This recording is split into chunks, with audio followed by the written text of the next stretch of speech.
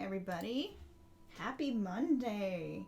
This is Angela R. Sasser, artist and writer and mask maker. I do a lot of things, and today I'll actually be working on this picture right here. I'm working on a sticker set that is dedicated to my Birthstone Goddesses series. And if you'd like to see more of that series, I've put a link to it in the chat, or I'm about to put a link to it in the chat. I decided to actually skip ahead to my Ladies of Summer today, so we've actually skipped forward past April and May to work on the little gem of June here, because I have a Kickstarter coming up. And just in case we actually unlock the Summer Gals stretch goal, I wanted to have these sticker designs ready, so here I am, skipping forward to June. You may also notice that I have a whole new overlay. I've switched over to Streamlabs OBS to see if I can make use of all the bells and whistles. So we'll see if I've broken anything in this transition. So if there are any bugs, let me know. I wish I could get a little teacup instead of that glass, but until I learn how to get a little teacup for my stream, that little glass there, the little jar there, will show you any kind of bits and tips and pledges that come through. I thought that would be kind of fun. So yeah, first time with all the bells and whistles of Streamlabs OBS. So let me show you a little bit what I got going on. So first up, I had to plug this compilation of sketches from May Sketch-A-Day because I've been challenging myself to do a little sketch per day. I've definitely gone beyond sketch level on some of these, but it's been a lot of fun. It's really helped me with a burnout problem I've been having, where I've just been so focused on working on my birthstone set that I've really let my other things that I do just for pure fun fall to the wayside. So I'm happy that I've got some doodles of my D&D Tiefling Warlock and some original characters and even some fan art from Tangled, because I really actually love that show. So I'm gonna actually link you guys to this week's compilation. You can go check it out here. And it has all of my, the full view of the images and little writing snippets if you like to see what's inspired each of these images and learn more about the characters. So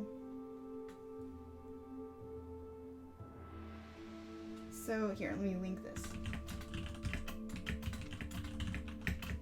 And I really recommend May Sketch-A-Day if you're an artist and you've just really not had a lot of motivation or are dealing with burnout. It's very therapeutic.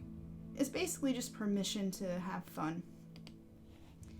So a little intro for those who are new to my Birthstone series. Here they are in all their glory. The link I put earlier, you can go and explore all of their galleries. They each have their own gallery. And I'm working on the June lady today. She represents the birth flower of the rose and the birthstone of the pearl. So she's all roses and pearls and very summery with her sun wheel. And you can see the mask that I made for her too, because I did like a painting and a mask for each one, just exploring these themes. So we're gonna copy paste this for reference, since today I'll be laying in color flats on the June lady here. So we'll need this for color picking reference.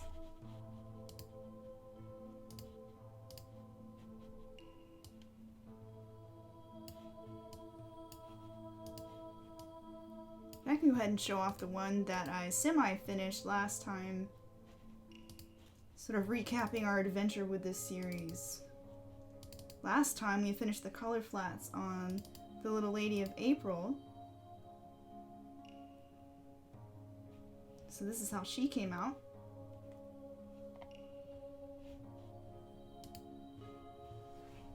So yes, let us get started. And also, just a quick plug, if you like what I do and you want to help an artist succeed at making their dreams of publishing their own art books and things come true, You can pitch in at my Patreon at patreon.com/AngelaSasser. And that just helps me. It just helps me with everything, art supplies, power bills, health insurance, all those things that get in the way of me just coming on every day and being able to do this. So pledges are good. And now, at least with the little jar up there, hopefully you guys can be recognized for your kindness, because patrons are our love. I love you guys. So now, where is my line art so I can actually put the colors underneath it? This little series got more complicated as each goddess went along.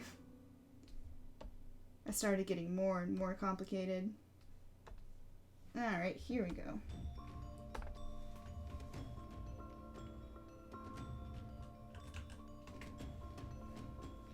We're gonna go ahead and put this in its own group so I don't lose track of it.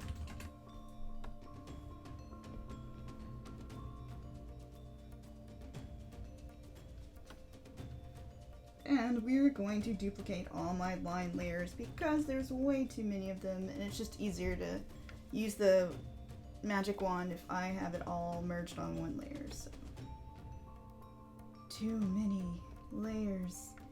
Must simplify. Alright, thanks for letting me know that everything's working fine so far, Psyche. Hope you're doing well.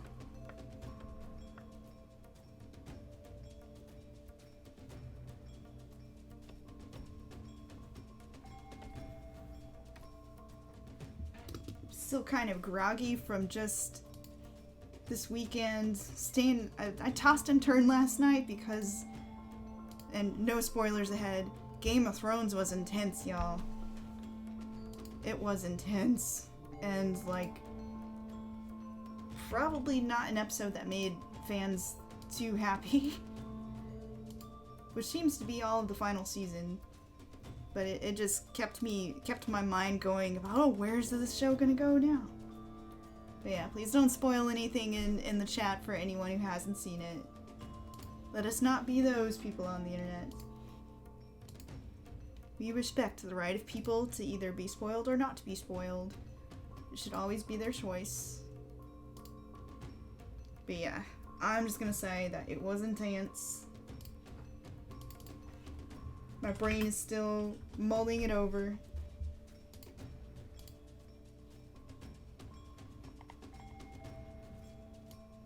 And that's just crazy to think that a show could...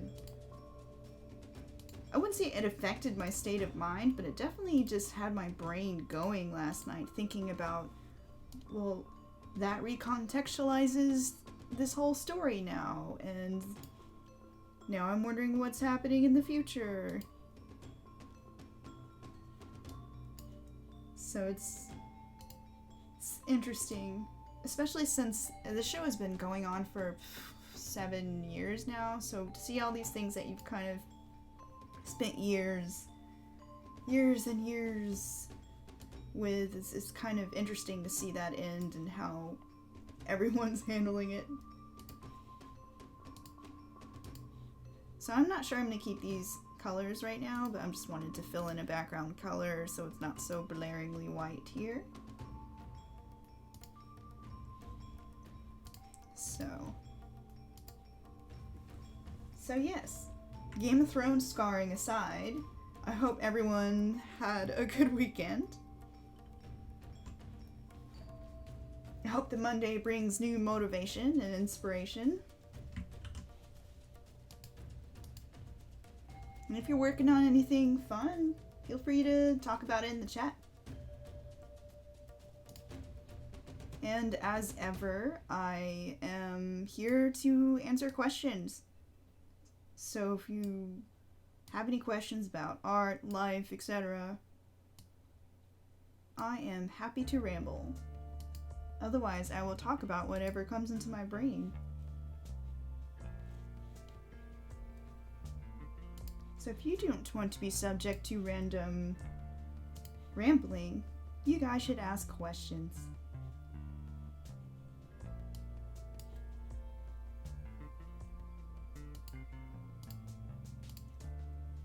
Ooh, so I actually forgot to talk more about this gal here, the goddess of June. She's actually dipping into a well here because I read about how June is a month of divination, and that, oh gosh, I can't remember where this folklore snippet came from now because it's been a while since I drew this piece, but she represents how brides would look into a well and see the reflection of their future husband, and they would have these different divination objects. So that struck a chord with my imagination. Sometimes it's weird what random inspiration ends up snagging your muse for a picture, but that was the inspiration seed for this image. Very, very random. Some of these months came more easily than others, for sure.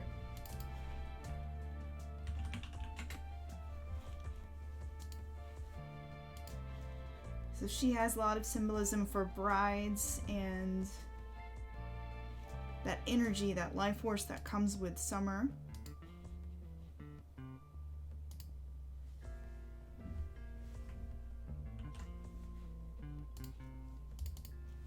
And the Kickstarter I'm doing is going to include this lady for June, July, and August. I'll be doing little enamel pin designs based on their character designs here, but in a more elegant Art Nouveau sort of way. Actually, I can show you real fast. There's an enamel pin that I made, the very first one that I ever made. And I'm super proud of it. She's here somewhere.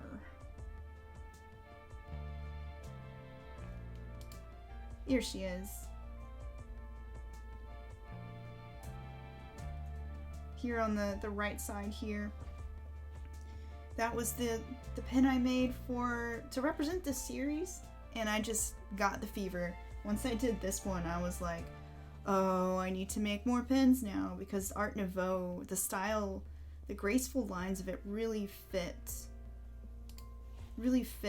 enamel pins. So now I'm gonna make a pin for each one in the series.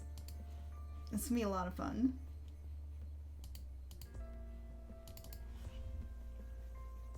And it'd be crazy to have like 12 Kickstarters. That'd be super crazy. So I'm just gonna be kickstarting them in sets. So the summer set, the spring set, etc. I'll definitely be teasing more of that as things draw nearer. Right now I'm just doing all my prep work, like designing all the graphics, making sure I have all the quotes from the pin companies. It's all this background stuff that's really boring. But if it's something you're interested in, I've been documenting the process over on my Patreon for patrons, so they get to see all this like behind the scenes stuff about how I'm making these kinds of products come together.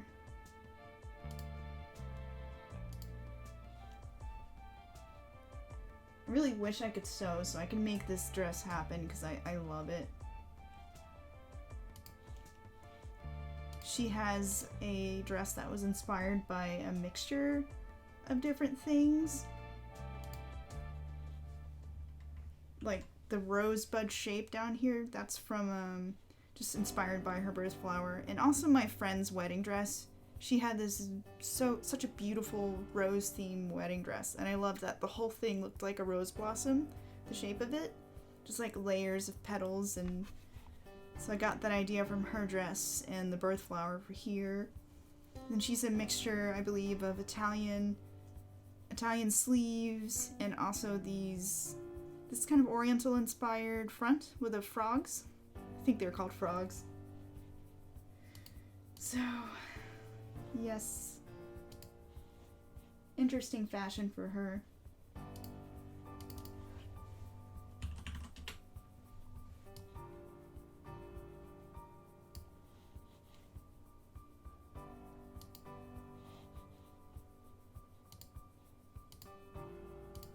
And I think in this one she's started getting... This little gym gal here started being the more complex of the series that came together. Oops. In fact, let me link that too.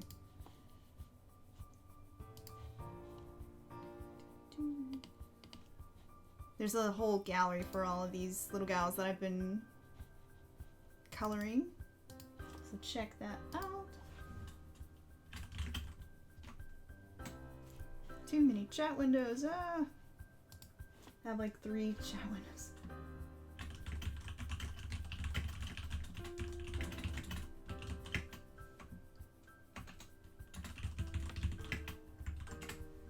Okay, so you can check out the lineup for all the other ones. Eventually I'll share the colored ones, but I'm trying to hold them back till I have more than just one at a time, so I can share them in groups.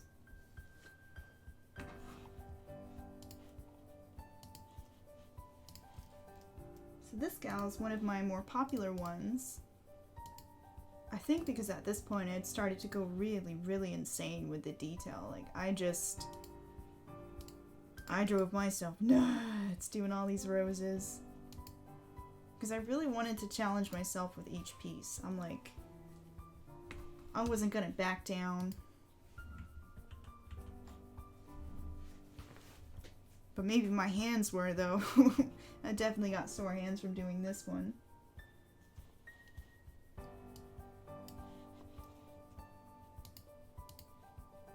So yeah, take a look at that gallery and tell me what your favorite little gem is. Which one are you looking forward to watching me color? It doesn't have to be your birth month. It's okay to like the other birth months. And if you've already told me because you've been on the stream before, you feel free to tell me again, or if you don't, that's fine too.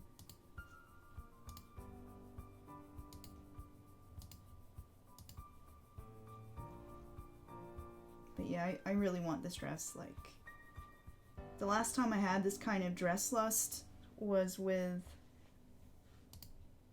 The Labyrinth. My god, she had this beautiful... Not The Labyrinth, I'm sorry. Legend. She had this beautiful medieval gown. I even liked her, like, evil gown in that dress, too. Or in that movie. Yeah. Labyrinth had a beautiful dress. And thus my fashion lust began.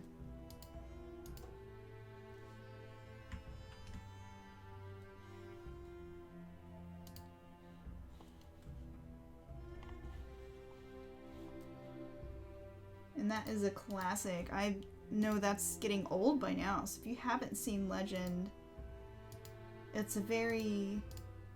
It came out in the 80s, and it's a movie where Tim Curry plays the devil, which should just be enough to convince most people.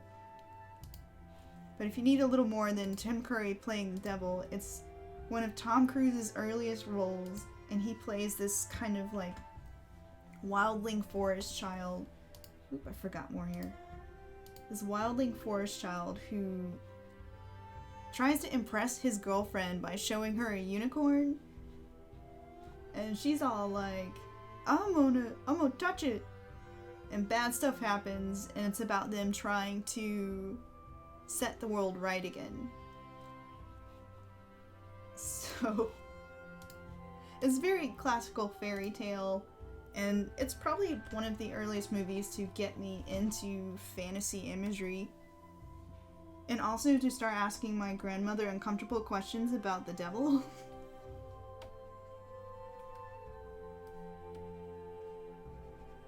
I'm like, Grandma, who's this dark angel guy? He sounds cool.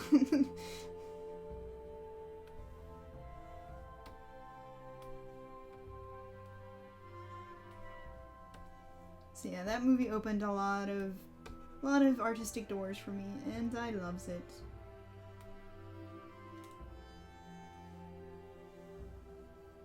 Hey, it's an Alan. Welcome to my stream. Always good to see a familiar face in the chat.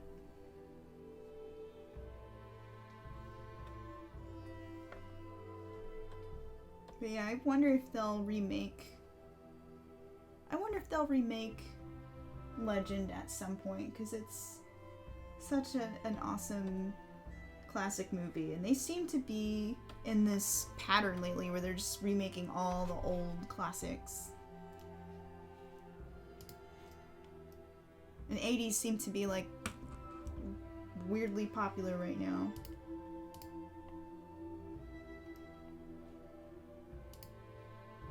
Because as you know, every 30 years they like to be like, hey, stuff's popular again. It's like a 30-year cycle, I believe.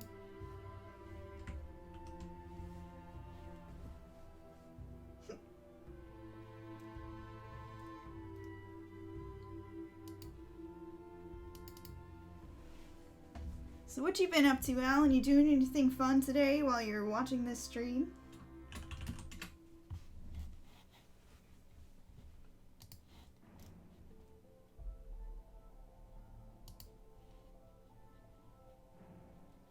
Oh gosh, so many pearls! Oh, the pearls. Oh, I can see where I can't use the magic wand because I did not close the lines. Must fix.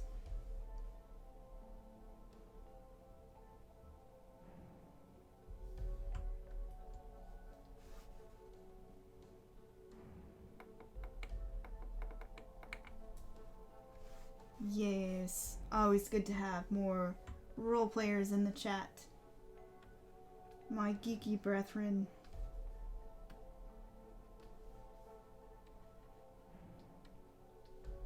Which reminds me, I'm having such D&D withdrawals right now. Trying to get them out by sketching D&D characters for May Sketch a Day.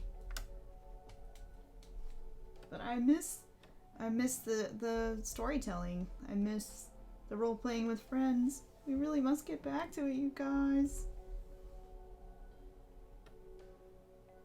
That darn real life catching up with us. See if there are any other loops I missed.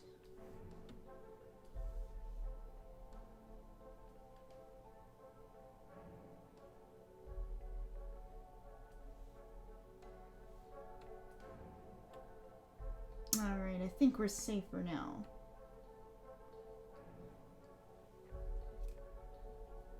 What kind of character do you play in your RP? Are you a barbarian again?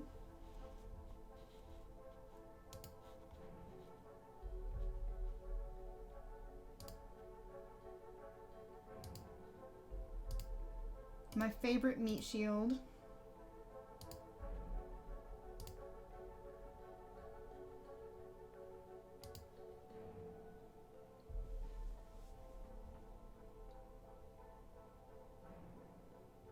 Oh, cool. Shadowrun type game sounds awesome. That's still one of my favorite settings because I like the mixture of like technology and magic and fantasy elements. There's just some fun things you can do with that combination.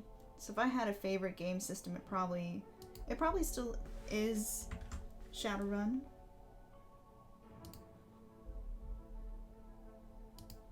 Oh gosh, I may just have to color those manually. Too hard, too magic wand.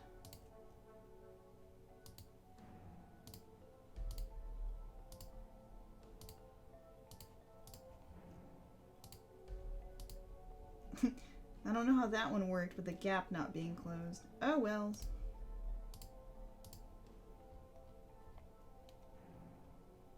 I will not question.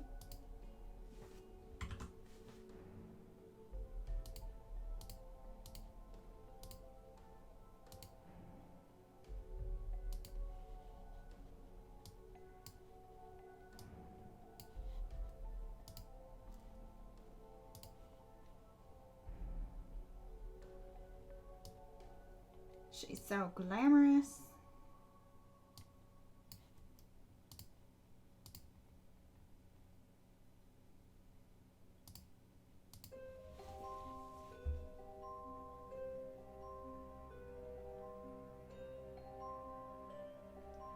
Okay.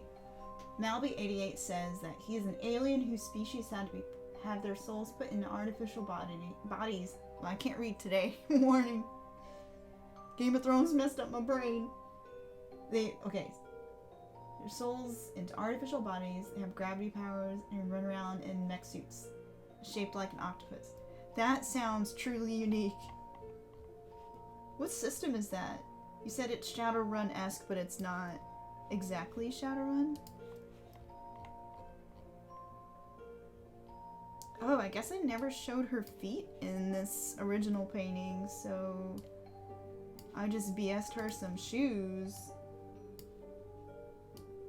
I can see her shoes being like the little golden rose, like what she has up here on her necklace, so probably little golden rose on her slippers. So we'll make them gold.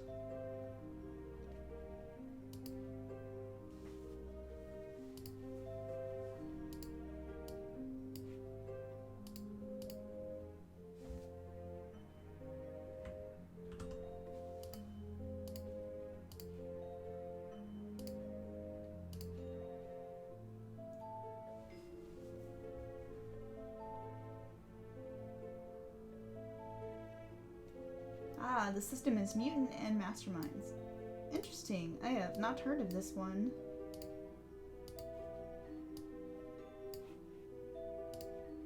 Although to be fair, and except for like D&D that I've been pulled back into, I've really been kind of behind on keeping up with systems. Oh, guess I couldn't get away with that gap. Don't. I will come fix that later. Okay, I think I got all the gold trim.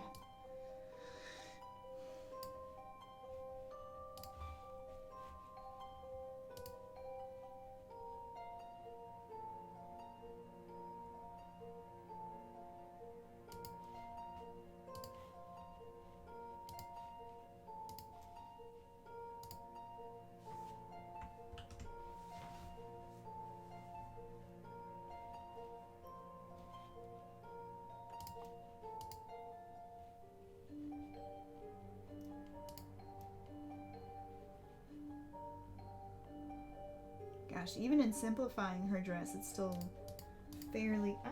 too close! It's still fairly complicated. This one was a pain to simplify. Because you gotta have these shapes in the front or it doesn't look right.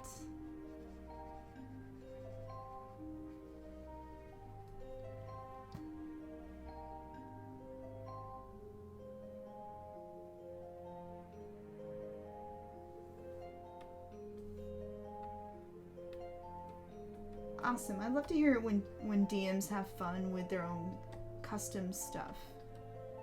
Kev / my husband did that a fair bit with his D&D game. He's using 5e as a base. And he mixed in a lot of Final Fantasy 14 into it. Like a lot of the class characteristics and aesthetics, because he loves that game. And to be fair, it is a pretty cool game. I love Red Mage in that game. Just haven't played in a while because I wasn't playing my single player games. Whenever I have an MMO, I get too caught up in them. And right now I'm just trying to get through Dragon Age Inquisition, which is far more in-depth than I ever would have thought. It's like, you want deserts? There are deserts. You want ancient forests? There are ancient forests. You want all the fantasy scapes? We got them. Now go do a billion side quests and wait for the war table quest to finish. There's so much to do. I need to play again soon though. I got kind of burnt out on that game. And I'm like, ugh. I'm probably near the end. It's taking forever. It's like, go grind until the war table quest is done, I guess. Ugh.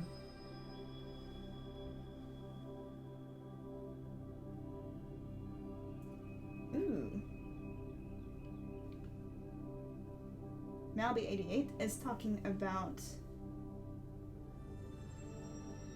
a homebrew based on Greek mythology,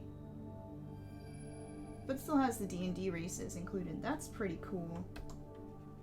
I noticed in, I think it was D&D Beyond, there's like, it's way easier to just import deities and kind of shape them to your needs. I do like that about 5e. It's like super flexible and streamlined.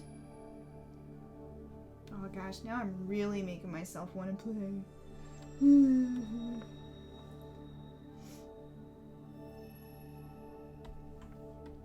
Oh, it's D&D. I'm super hyped to play my werewolf blood hunter.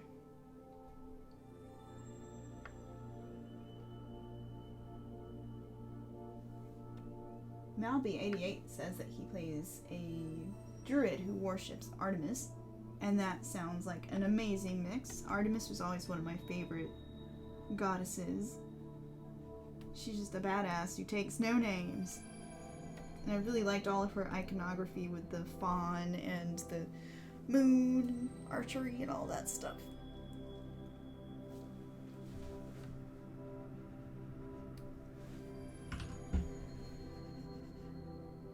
But yeah, I'm hyped for my sassy, foul-mouthed, Red Riding Hood-inspired werewolf.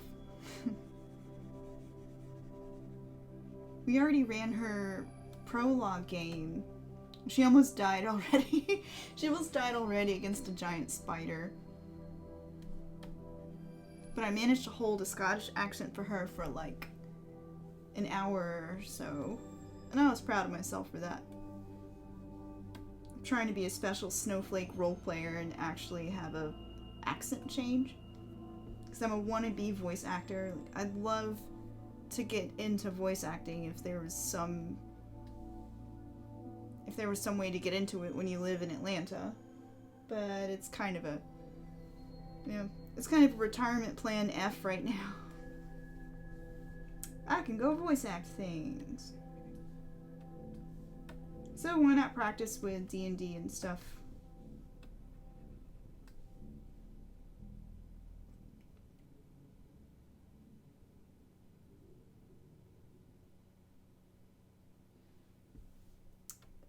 See, I love Tabaxis. There's so much potential with their visuals. Just the cat breed, and then the last Tabaxi I drew had all these kitty paw print themes in her clothing, and I freaking loved that. It was adorable. Reasons I need to play Tabaxi, because they are adorable. And adorableness is a valid character concept.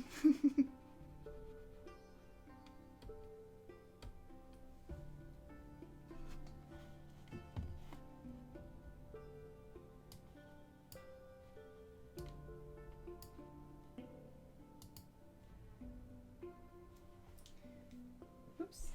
Oh, where did my chat go? There it is. Okay.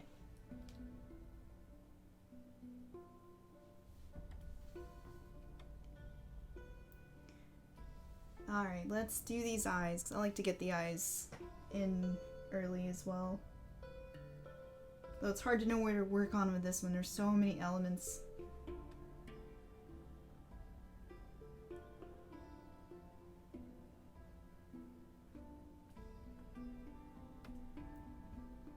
Try to get skin and hair in first, because they kind of form that part of the character that I think that gets your attention first, like skin, hair, eyes. And it's also mostly underneath the clothing, so here I am working way out of order. And again, I didn't show the eyes in the original painting. I had this whole thing with elegant closed eyes. But in the theme of these ladies, or these goddesses, I like for their eyes to represent their gemstones. So she's going to have pearly white eyes, which, I have to think for a second how to do that. maybe have her eye whites be more yellow in tone so that her pearly pupils are more cool in tone so they still stand out. Maybe she can have some different colors reflecting in her eyes. We'll see. Right now we're just gonna get the basic flat tone in.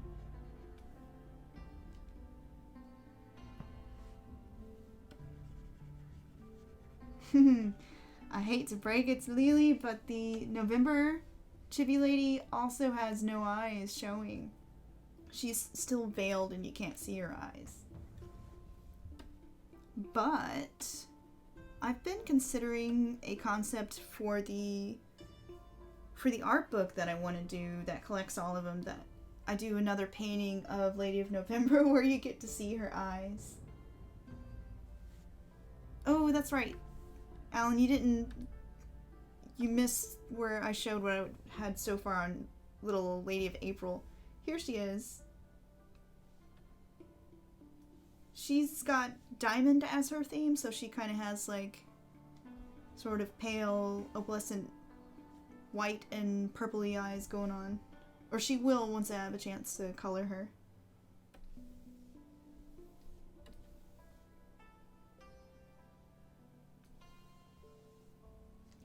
But yeah, I'd love to reveal what Lady of November has under her veil. And I've got some interesting ideas. For right now I'm trying to decide, do I want to leave it a mystery because that entices people or intrigues people? Or do I want to actually reveal? That could be the marketing for the art book. Find out what's behind the veil. The mystery that all fans are waiting for.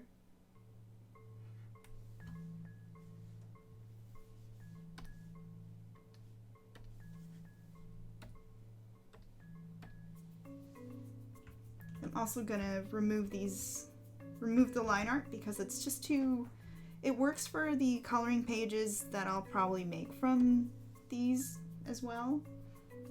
But as far as the sticker designs, I really don't want these really harsh eye outlines. So we're just gonna mask them out for now. Which I like masking when I can do it because it preserves, it's a non-destructive way to preserve your layer without having to redraw things if you need to. So masks are your best friend. I'll probably say that once per stream.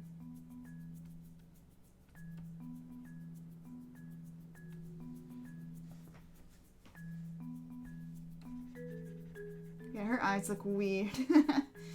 I will make them look better with shading, probably. Hopefully.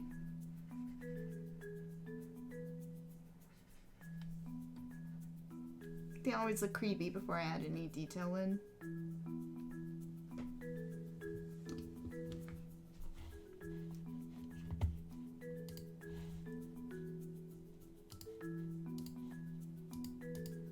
I think for my own sanity, I'm gonna change the color. She's looking into my soul.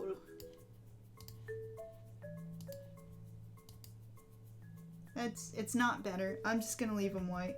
It's totally not better with color. Alright, we're gonna just leave them as is and not make eye contact. Creepy.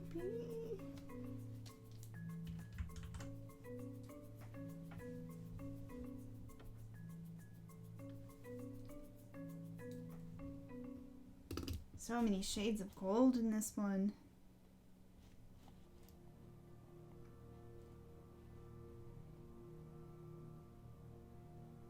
She does look like she's blind. It's kind of cool.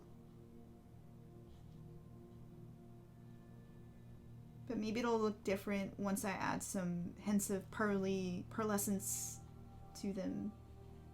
We'll see. It might intrigue people.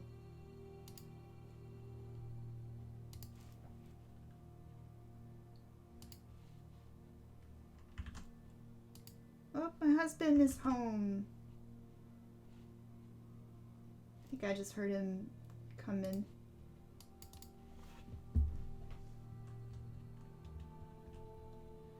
Let's see, what do we do next? We're gonna do the veil. He might pop in, we'll see.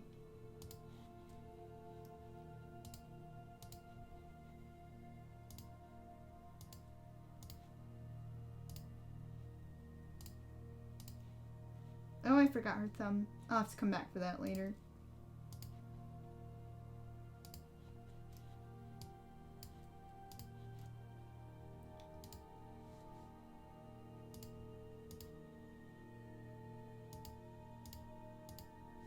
Are you drawing yet, Lily? You better be drawing or I'm gonna judge you. Not really, but, you know. You should draw with me because drawing is fun. Oh, sketch break. Everybody stop.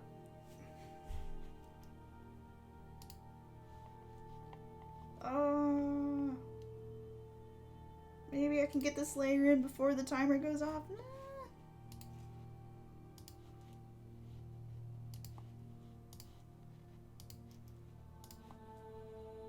Crap. Haha, we're good.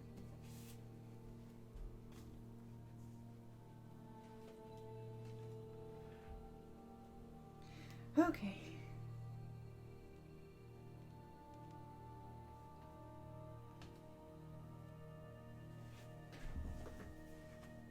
Oh, yes, stretching. Oh, that's right. Lily's not around. Boo. I'll just have to be a bad influence next time she is.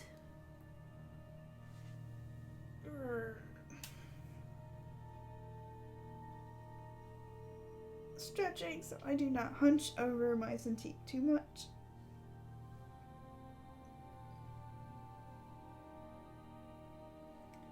Hey, Melivis Ray. Thanks for hopping into the stream. It's always good to see you.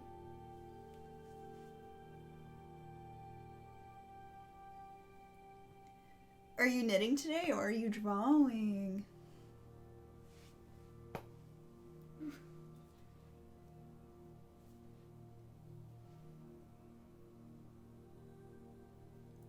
The looking into darkness one actually helps more than you would think.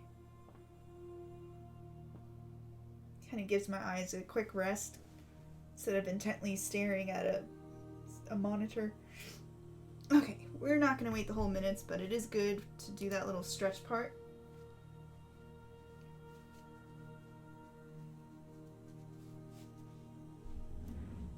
Ugh, okay.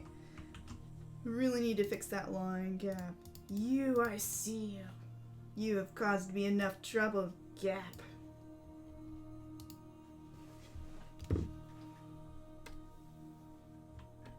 Your time ends here. Ha. Okay, we're good.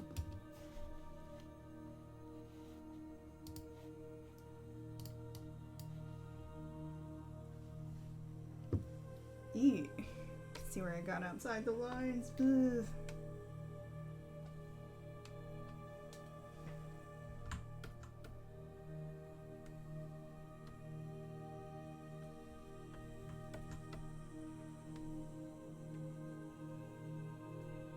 Yay, knitting.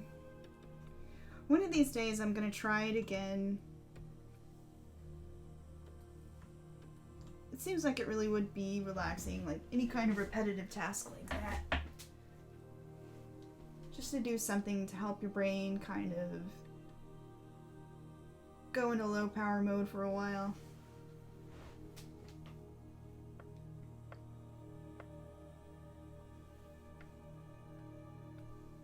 But that's exactly why I loved friendship bracelets and macrame, which is kind of sort of similar techniques there, actually.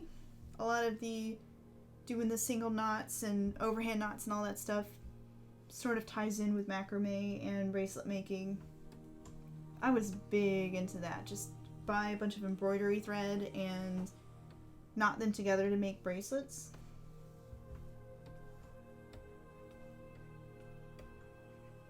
I haven't done that in so long. I loved the buffalo weave. That looks like basically a bunch of arrows It looks so pretty when you finish it, because you can put in a bunch of different colors. I might get back into that or making wrap bracelets. I need something to kind of help my brain calm down during these high stress times. Like, I got some deadlines for the Kickstarter to get graphics done and whatnot, and I'm just like, oh god, will I be able to do it? Because there never seems to be enough hours in the day. And yes, please do feel free to post the knitting links to the Patreon, Discord, and the resources channel. Then other people could enjoy it as well. And if I ever am brave enough to try knitting again, I can take a look, because it just, I got too frustrated at it when I did it before. So if there are tutorials that make it less frustrating, I'm game for that.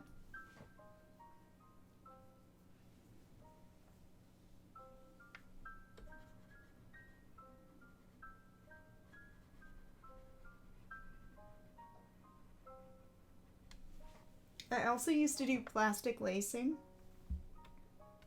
Gosh, I was such a little crafter when I was a kid. I would do all that plus making my own pop-up books and stuff. I had the crafting fever.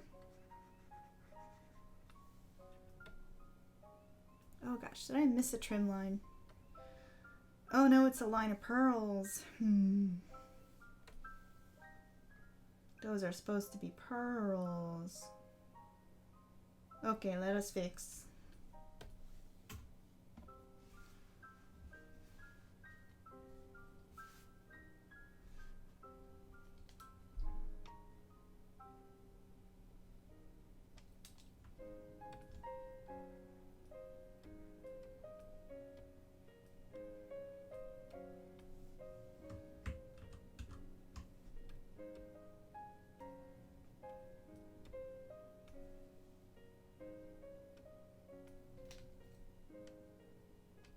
Ah.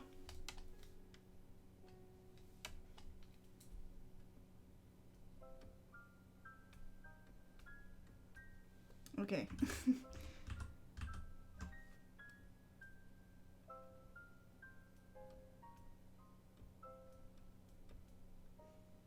I think I probably omitted these before because the pearls were too much detail, perhaps, to have in a chibi, but she's the pearl lady. You gotta show off the pearls. At least a little bit.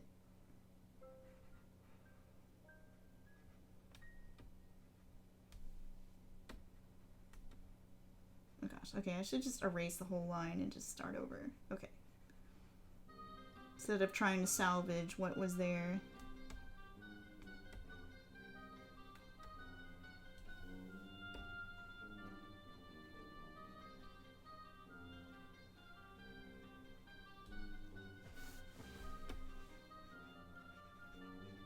Okay, back to formula.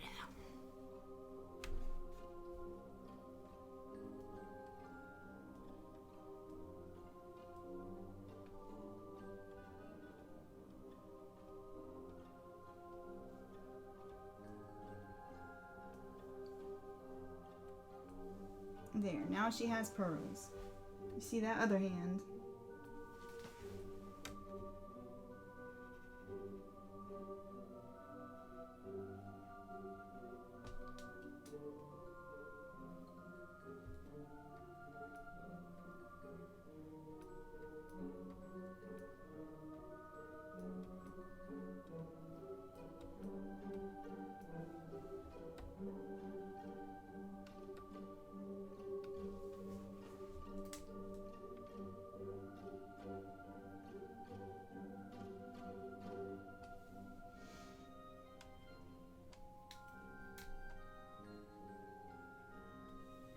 Alright.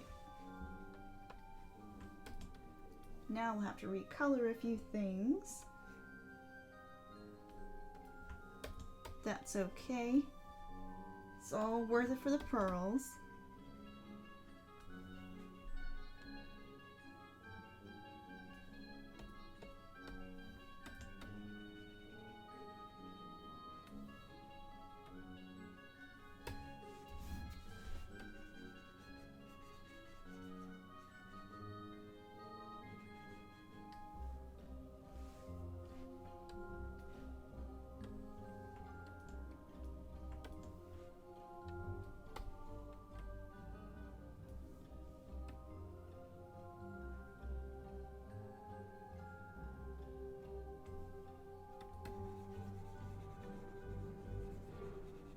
The other thing I also tried to do, but I failed completely at, was cross-stitching.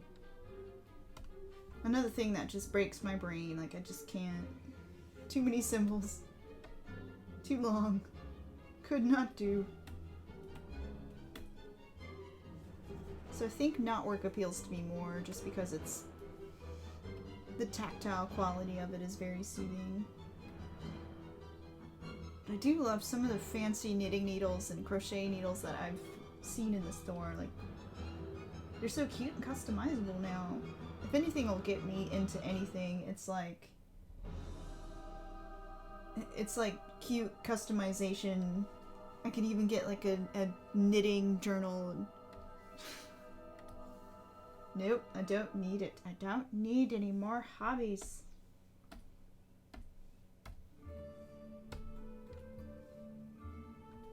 But it would still be fun.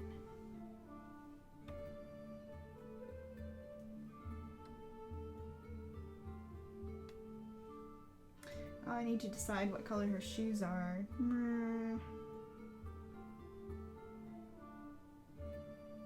Either white or gold. Let's see, let's make them this other shade of, this lighter shade of gold. That'll match this rose trim that we've got going on. Even though I couldn't include that rose pattern inside of here because it would have just gotten too complicated. Oh, whoops. Gotta actually make the layer first.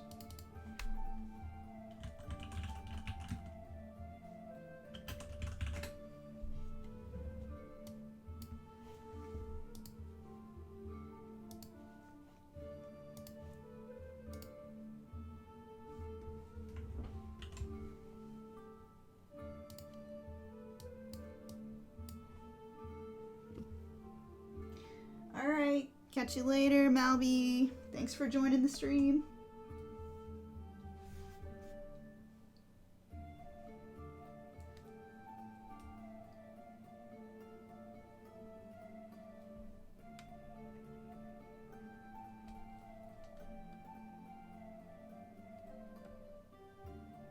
And have fun with your game.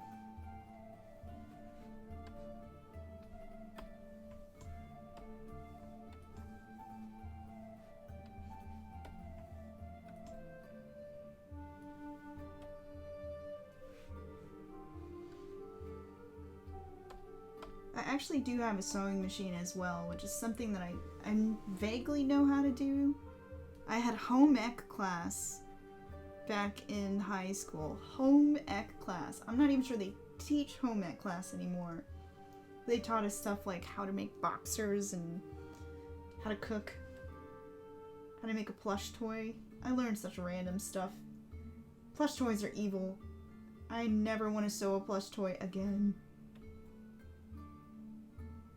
Because the act of trying to turn a plush toy inside out was nightmarish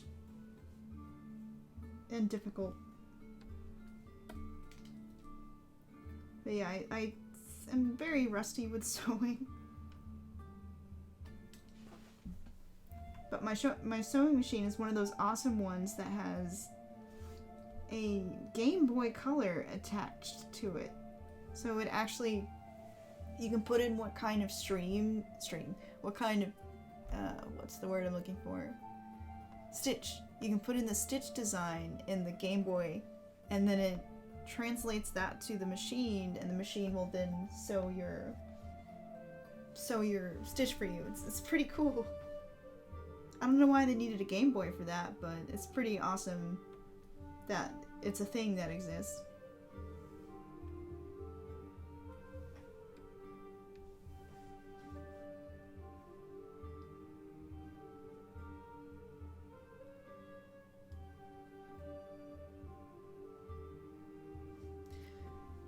Milvis Ray says, sewing is something I want to get more into. I want to make my own pseudo-fantasy clothes so I can have something that actually fits my aesthetic, since I'm all t-shirts and jeans otherwise.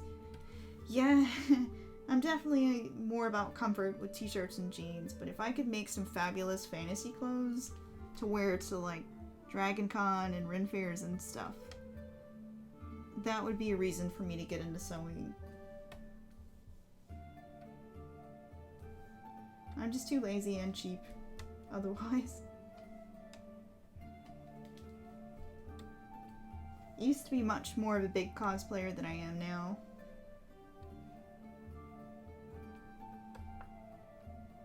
I have to wonder if my Lucifer from Poison Elves cosplay is on the internet somewhere.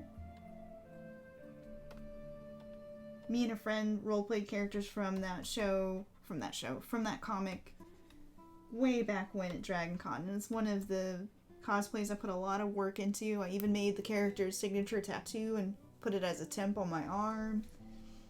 I went all out. Even got blue contact lenses. Oh, and for those who know Lucifer, he's actually a male elf. But there's this, at one point in the comic, a mage, I think it's a mage, turns him into a female, and I roleplayed the female version of him. I cosplayed the female version of him. It was a lot of fun. Lucy, as she was known. He made an amazing female. It was hilarious. Poison Elves is a really fun comic if you've never heard of it. The art is something you gotta get used to because Drew Hayes' style is like... I'm not sure how to describe Drew's style. It's very Drew.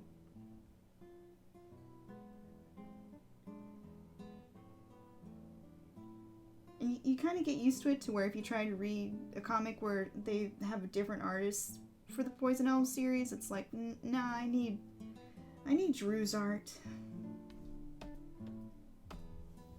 But the main character is like this snarky elf rogue, basically. He's a thief, and he just has all the problems in life that you would expect a thief with many enemies has. Plus tragic character backstory. Hey, Sonny. Hey, you were able to make Monday after all. It's good to see you.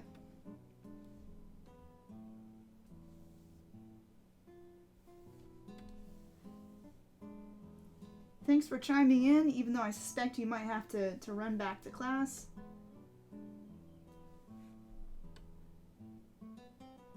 But it's always nice to wave and say hi. So, hi. Pearls.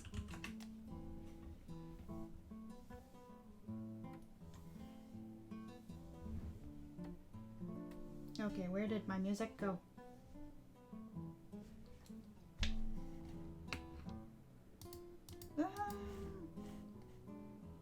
Thought Discord was on another screen. No! Okay, that music's still playing.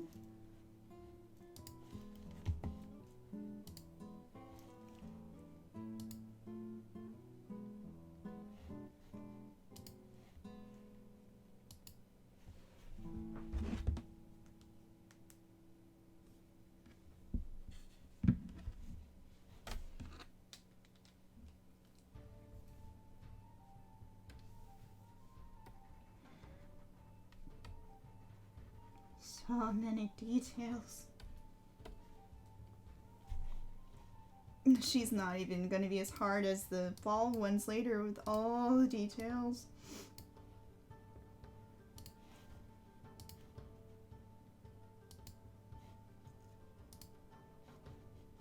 Making the pearls kind of pink in tone so they stand out from all the yellows we got going on.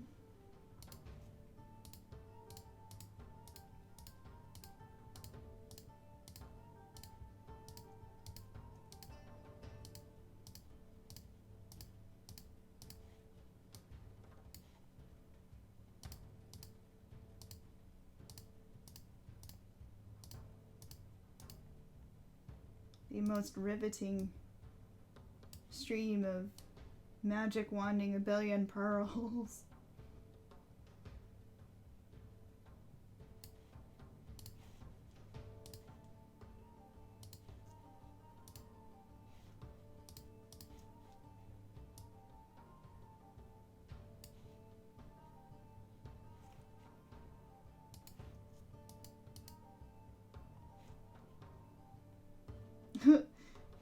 Husband is playing Monster Hunter World.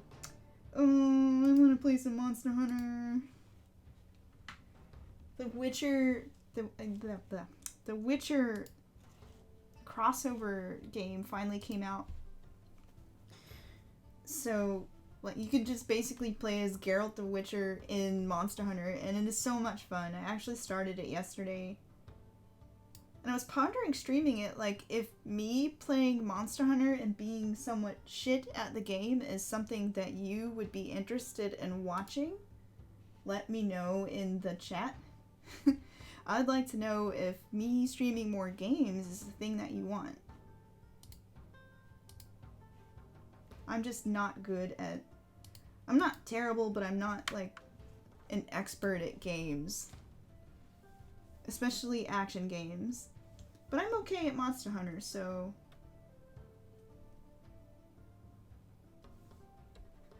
If you want to see me be Geralt and make fun of how gruff and no-nonsense he is, then let your interest be known.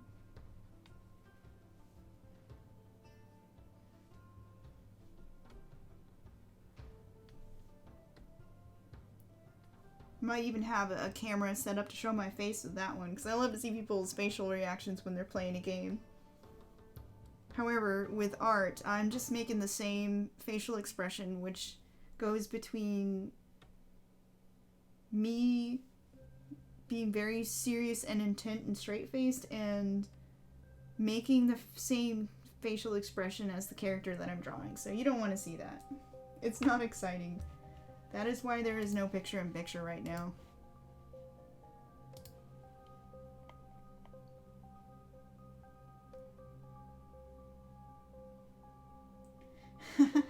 Saiking says that she misses watching me play Fatal Frame, because that was some of the most fun ever. Oh gosh, playing horror games, streaming horror games would be a lot of fun.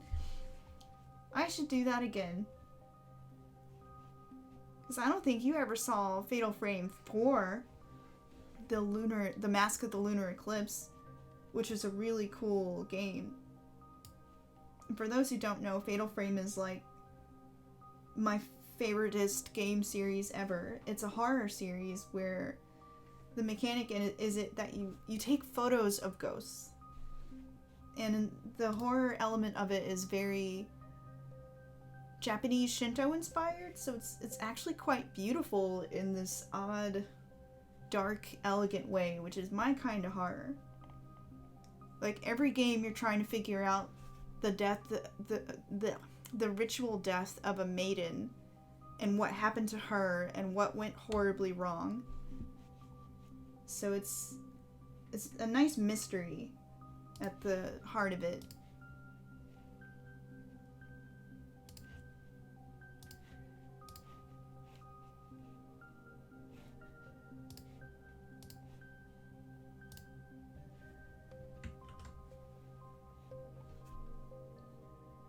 If I can find some way to stream 4, because it's on the Wii.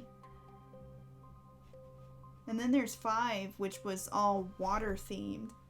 Like, 4 was dancer and mask themed, and then Fatal Frame 5 was water themed, where you had like a drowned maiden theme. It was fascinating.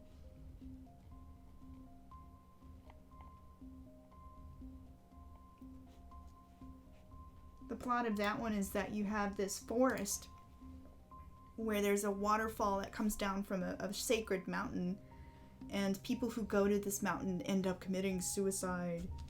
So you're unraveling the mystery of what has happened on this mountain and why shit's messed up.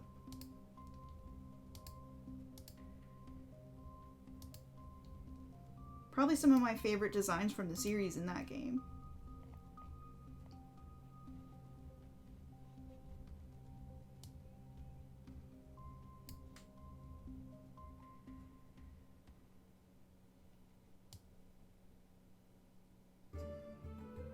I still need to figure out how to... Sandy was talking about doing voice chat while I stream. I suppose I could just, like, open up a voice channel and have that going while I'm on Twitch and just kind of listen to the voice chat while I'm streaming. I could try that. I need to experiment with that sometime.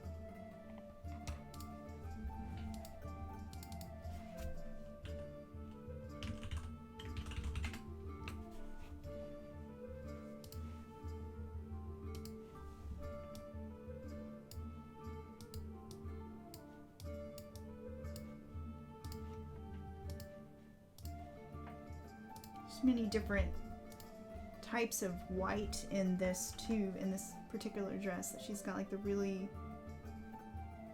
bright white underneath, and then a creamy white and a cool white for the rest of her layers.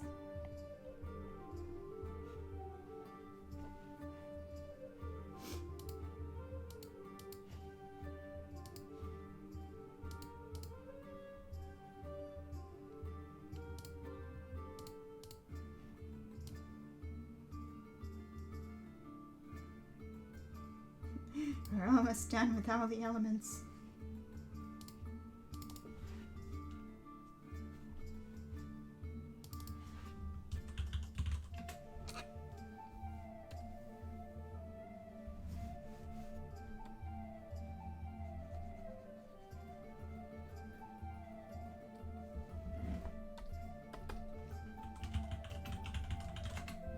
So I'm taking the parts that are sheer and putting them on their own layer because I want to be able to independently make this layer opaque, or less opaque rather, so we can get that effect that the colors underneath are showing through, creating a sense of sheerness. So you'll see I'm about to lower the opacity in 1 second. I did that on Lady of March and it came out just the way I wanted to. So let's do it about too much. So then we get just a little bit of color shifting here where it overlaps the darker color of just the trim. Yes. This pleases me.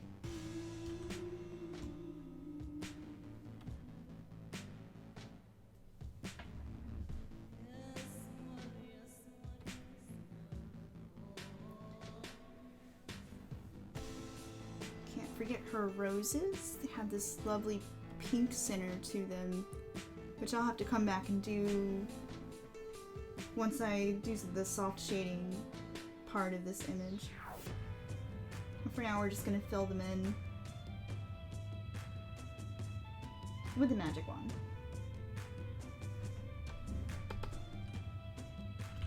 We'll call them head roses. I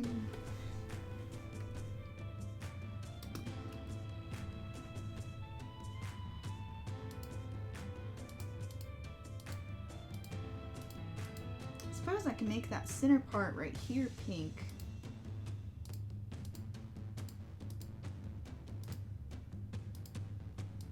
Nah, I'll just leave it for when I'm doing the gradient parts.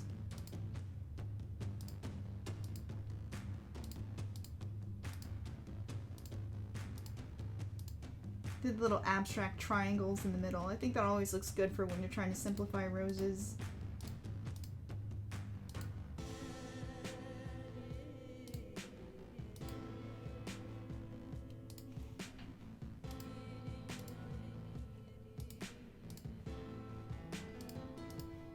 Oh no, I forgot. No. Okay, we're better now.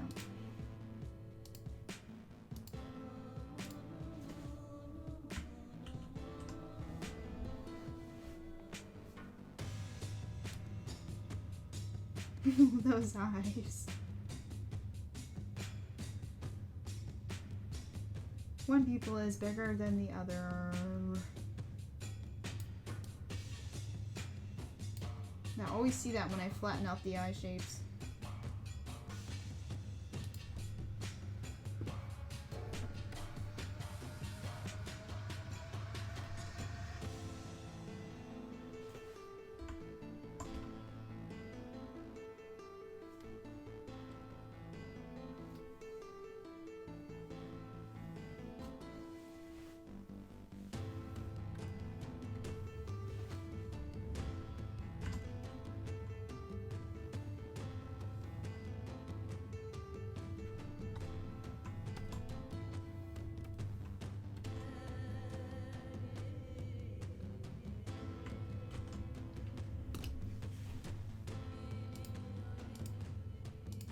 Her eye whites are a little too yellow for my taste. It looks like a health condition, so we're gonna lighten them up.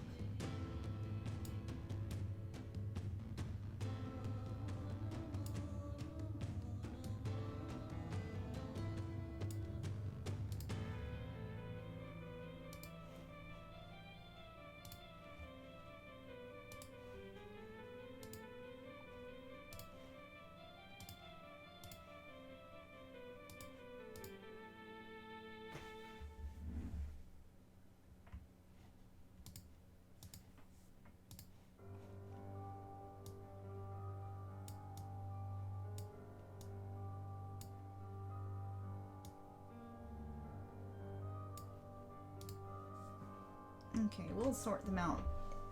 Right now they look weird, but with proper shading, I think they'll get that jewel-like gleam that'll help them be a little less odd.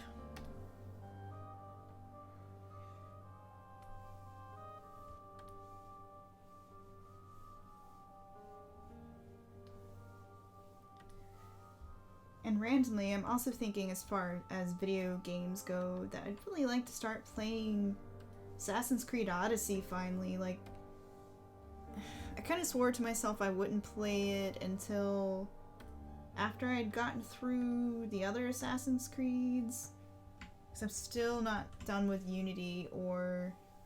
Dang, I just can't get this eye shape right. Still not done with Unity or Syndicate. And I've actually heard really good things about Syndicate.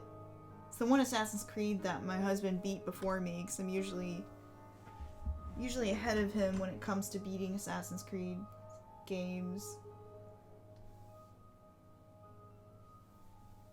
Oh my gosh, you know what, I'm just gonna erase the whole thing. Urgh.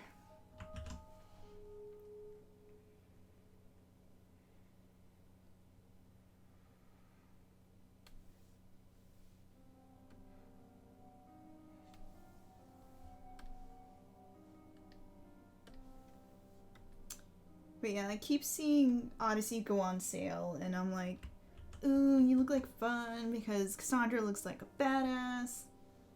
I want to play a tough, muscly Spartan lady, and, like, authority kick things off the cliff.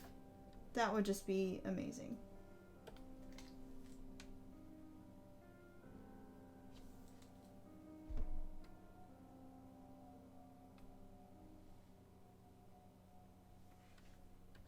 So Cassandra looks cool, the world looks really fun to explore, and I want to know why the heck I am seeing stuff like Medusa.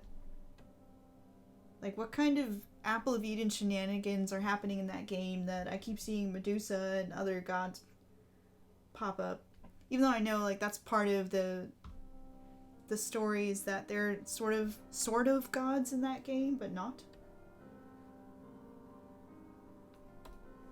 I'm just gonna call it Apple of Eden shenanigans until I know what the hell is going on in that game.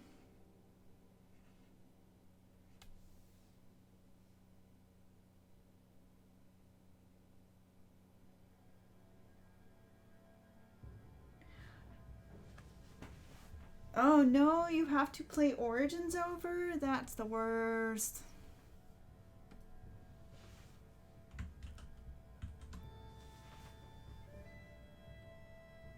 Although the scenery in that game is so gorgeous. I think half of my experience in that game was just like... Oh, okay, the Pharaoh's DLC. Yeah, at least that one's not... It's fairly long, but like better than having to clear the whole game again. Yeah, that Pharaoh's DLC was amazing. I love the design of all the pharaohs that they brought in. Especially Nefertiti.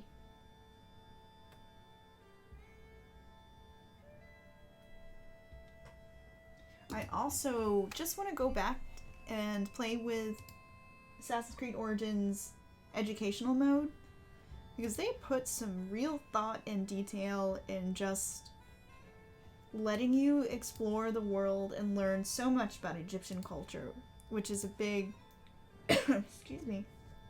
It's a big inspiration for me as far as some of my own fantasy creations, very Egypt inspired.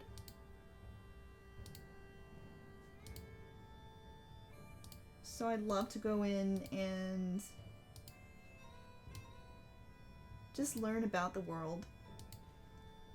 I love that mix of visuals and scholarship that they included in that education mode.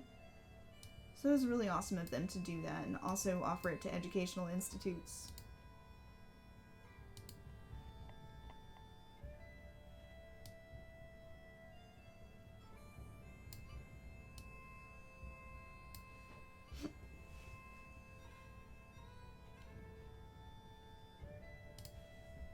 We'll call these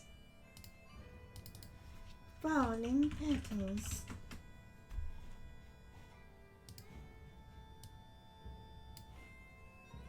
I think I used rose madder for these petals, which is such an awesome pigment name. Madder of all things.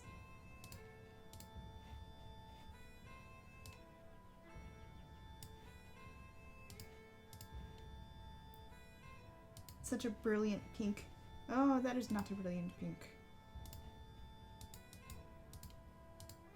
There we go.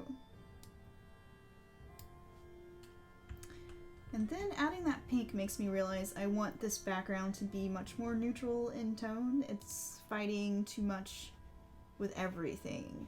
So we're going to bring down the saturation and up the brightness.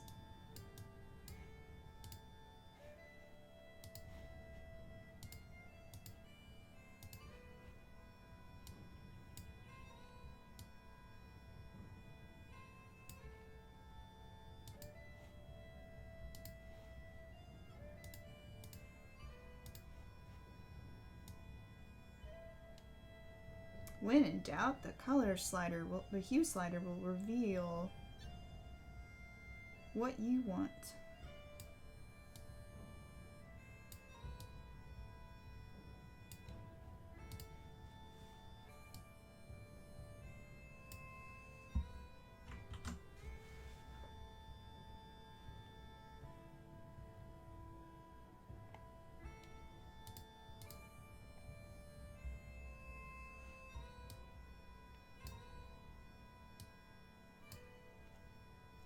Alright, time for these foreground roses.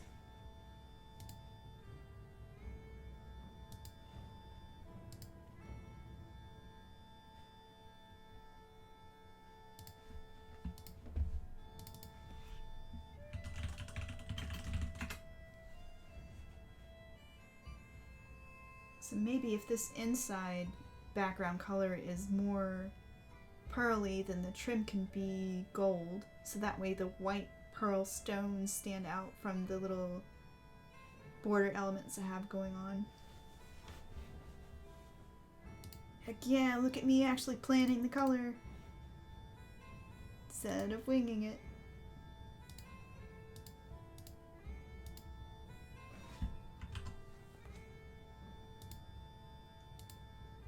Actually, I probably meticulously plan everything these days. I'm a horrible planner when it comes to art. It's another reason May Sketch Day has been good for me, because I'm trying to just like enjoy the spontaneity. So I went way overboard in my planning for all the Birthstone Goddesses pieces. Everything gets several thumbnails and several color charts and all of the craziness. Because you really don't want to mess up when you go through hours and hours of inking and then you're using something like watercolor where you can't really take it back once you put a color down. You can lift color out, but it's usually there's a ghost of that color that remains, so it's like you gotta be sure you're dedicating to the right color. Just something I miss about digital. Doing these chibi goddesses has been therapeutic as well, just because chibis have always been my therapy.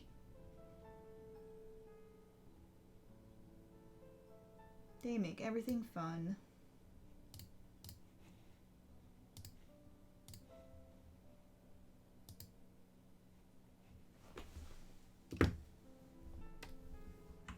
Oh, to get all the spots I missed.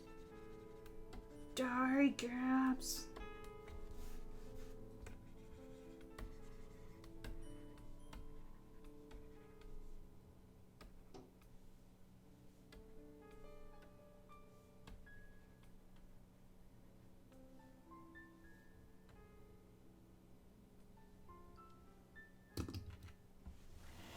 I think after this I can pretty much draw roses from scratch now.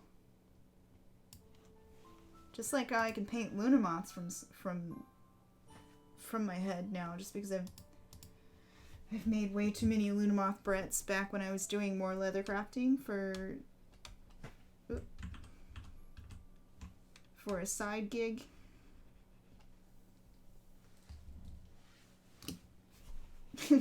I'm sure there's at least one person in chat right now who can understand the pain of drawing mini moths. Looking at you, Sam.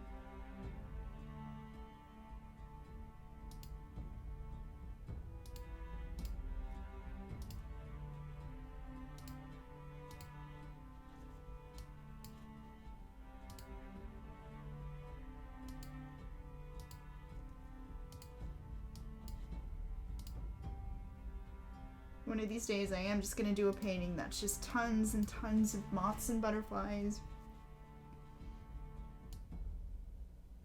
It's gonna happen. My destiny. It is my destiny.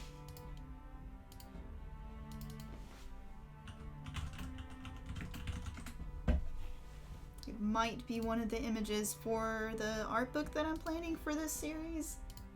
Possibly Lady of November with all the monarch butterflies. But I also have an urge lately to do some moths inspired by the silk moths I've been exploring for May Sketch-A-Day. So that's really ran away with my muse. Maybe even silk moths with like little bioluminescent markings on their wings. Really gets my muse going.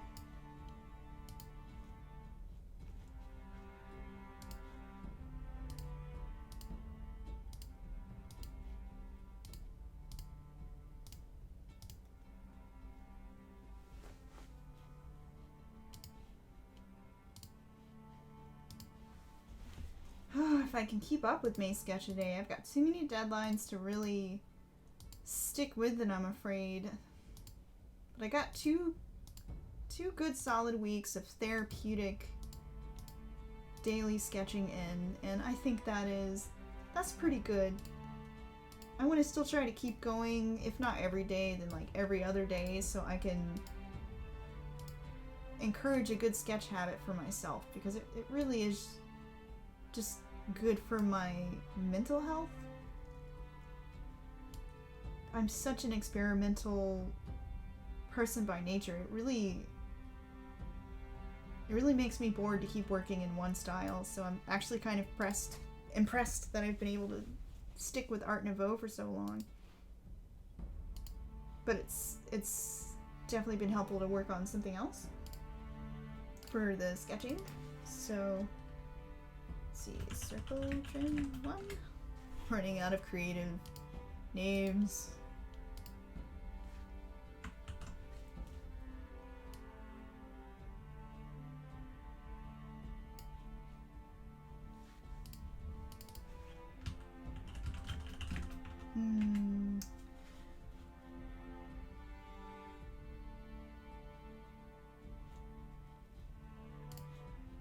Trying to think if I want this to be dark too.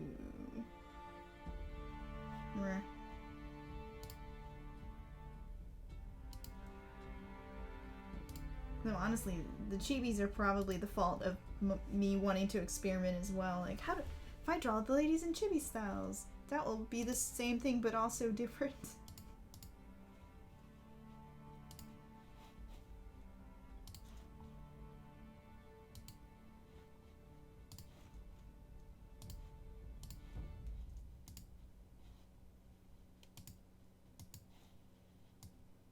I definitely don't regret taking on this series because it feels so nice to be able to go to a convention and have a consistent body of work. Because I swear, I must have confused so many people when I was first starting out in the convention scene, and I had like anime and random elves and Dragon Ball Z, you know. It's like, this series helped me actually be consistent and help people understand what I'm actually trying to show / sell. Like, hey, it's not that girl that does Trunks fan art plus random pretty ladies. She actually sells birthstone images.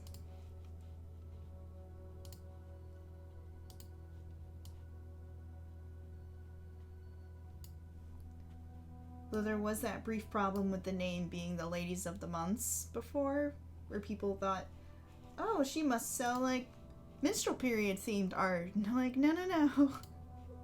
Time for a name change. I sell birthstone art. Although I am admittedly very tempted to create products like artistic Art Nouveau tampons with pretty swirls on them. Like, I mean, I'd buy them. I feel like that's a missed opportunity for someone.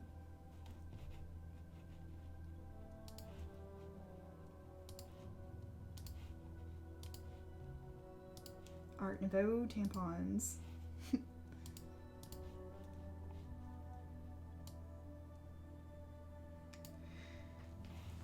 Let's see. The super yellowness of this is bothering me.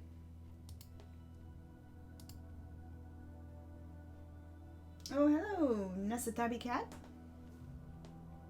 Welcome to the stream.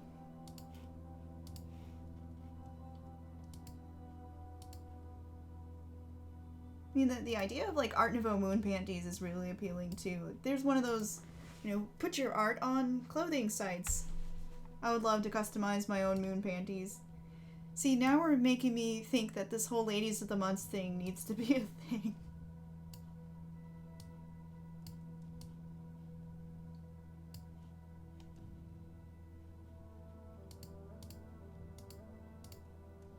Maybe one of these April Fools, I'll have some silly products up. Like my Angelic Shades lampshades. Since that's my name for my Art Nouveau side of my business is Angelic Shades. And people used to say they're like, do you sell blinds? And I'm like, what? No. Angelic shades like shades of color, you know?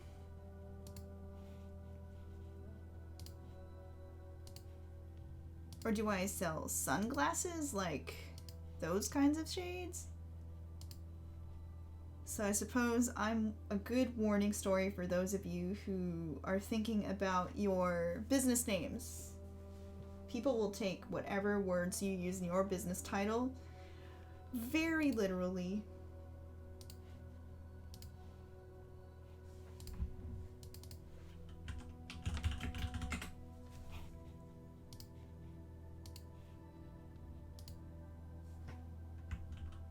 So those are really dark for pearls right now, but I'll probably lighten those up when we start shading them. So we're done with the color flatting part, but now comes the really fun nitty-gritty part of colorizing the lines in here. So like, for those who are just tuning in and might not have seen the past streams where I've been working on this project, I like to colorize the lines so that the black outline is the darkest thing you see. This gives a bit of visual interest and also kind of makes it stay within the realm of Art Nouveau style. So that's what we're going to do next, is sit here and colorize these inside lines so they make that black outline pop. So let's do it. The white surprise are still bothering me.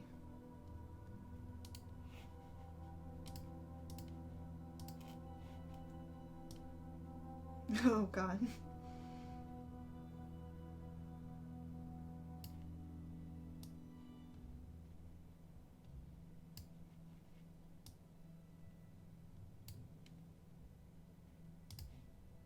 There we go. A little better. That's just one of those things I really gotta stop focusing on because it's gonna get fixed with color. Once I add the shading, those eyes will look better. Okay, so let's lock the line layer and do the fun part.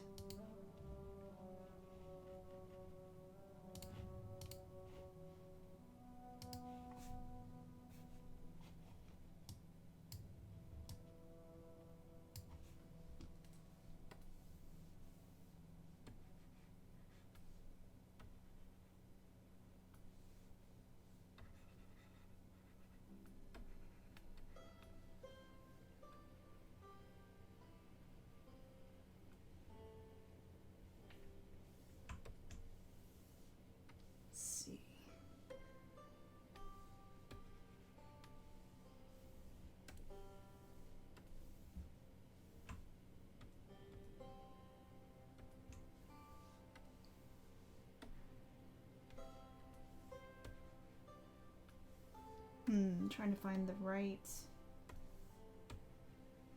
There we go. Something a little more saturated, but still darker than black for the skin lines.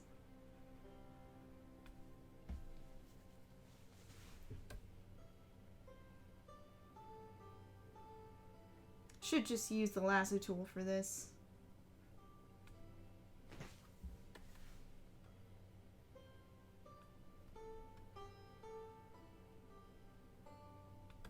In fact, let me do that. Lasso tool. That way I won't have any gaps, hopefully.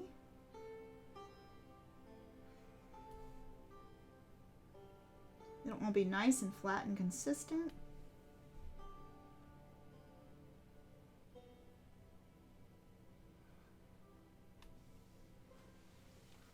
Oh, I'm sure lampshades with my angel art on it that's gotta happen. I gotta make that happen.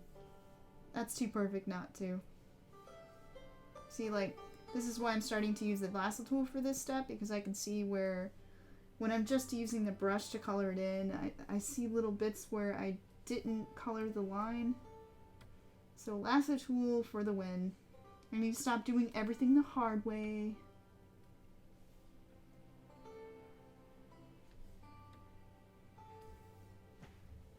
I'm so used to trying to get that manual hand-painted touch and everything.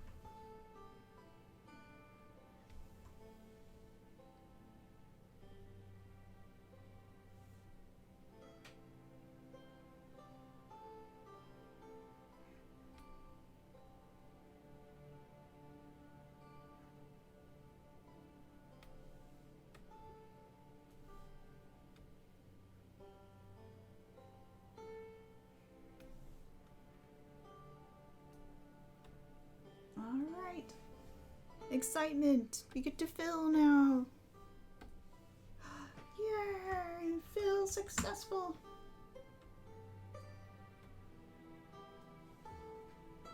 Riveting.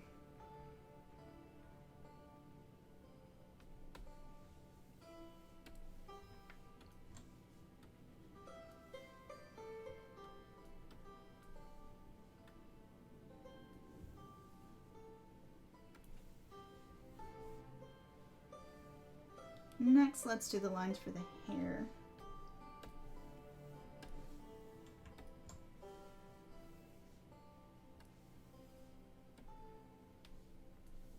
Does that work? Yeah, I like that. I like that shade. So let's lasso all the hairlines.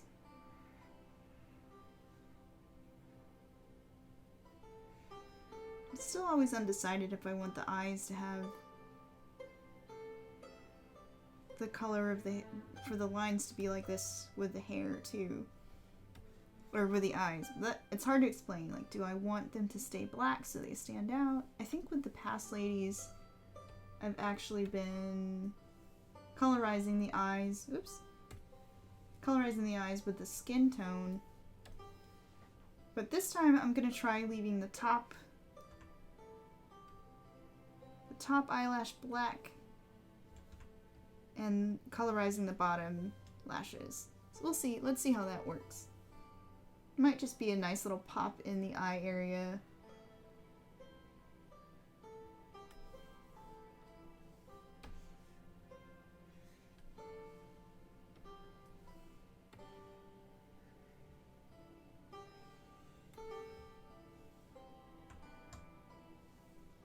And remember guys, if you have any questions about art or anything like that, I am open to questions while I'm available here. So just toss them up in the chat and I will be happy to answer. When I look up, that is, because sometimes I get really caught up and I don't look up for a few minutes. So you might have to wait until I look up.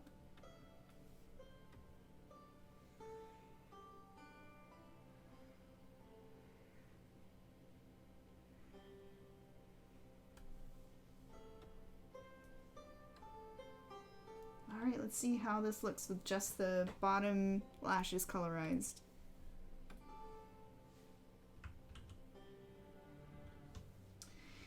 Trying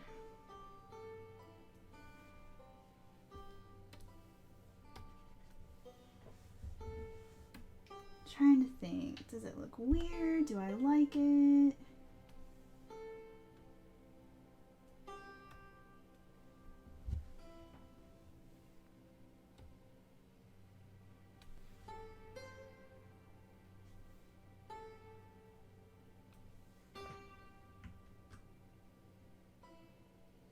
It does look weird with the top lash black, so I'm just gonna colorize the whole lash to the hair's line.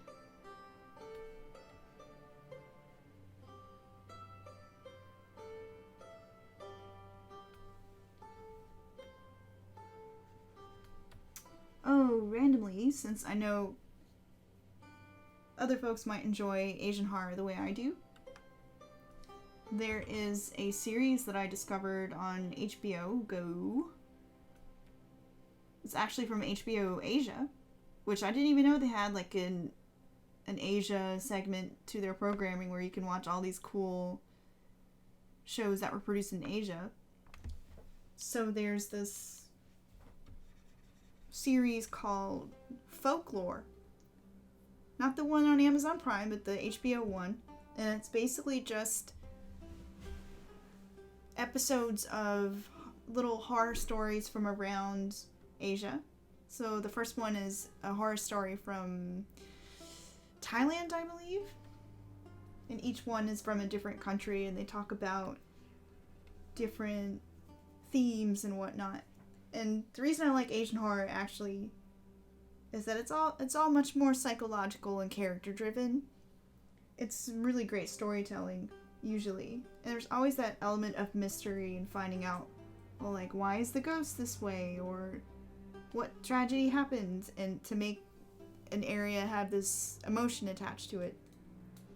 So if you're into that, definitely check out Folklore. I've been enjoying it. I watched the first episode called A Mother's Love on Mother's Day of all times. But it actually had a pretty strangely sweet ending for being a horror story. So, yeah. Figured I'd get more people into that. Because I didn't even know it was a thing that existed.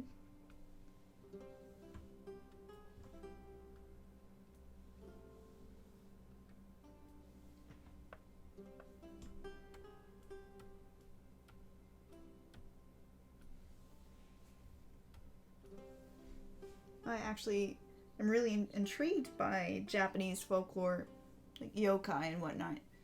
So that's always something I'm game for.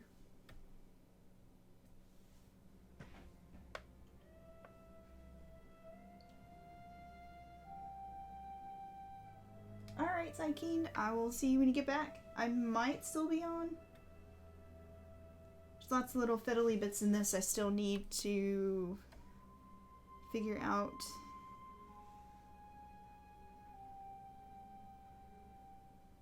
If not, I'll catch you later.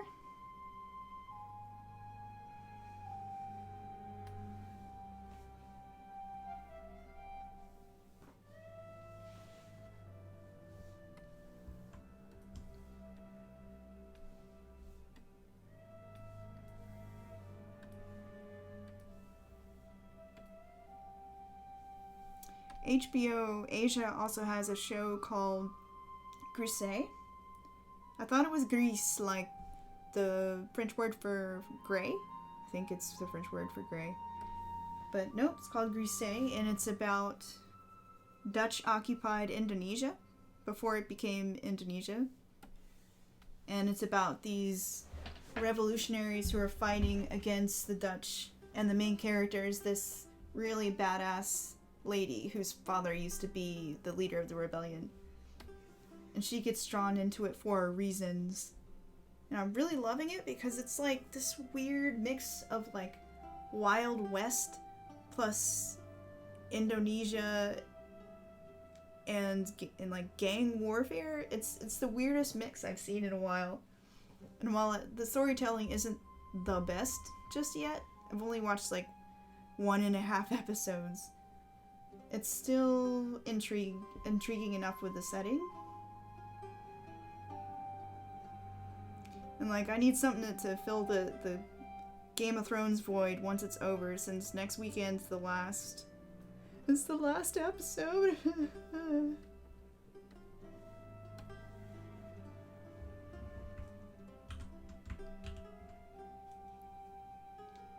That might be my show for a while.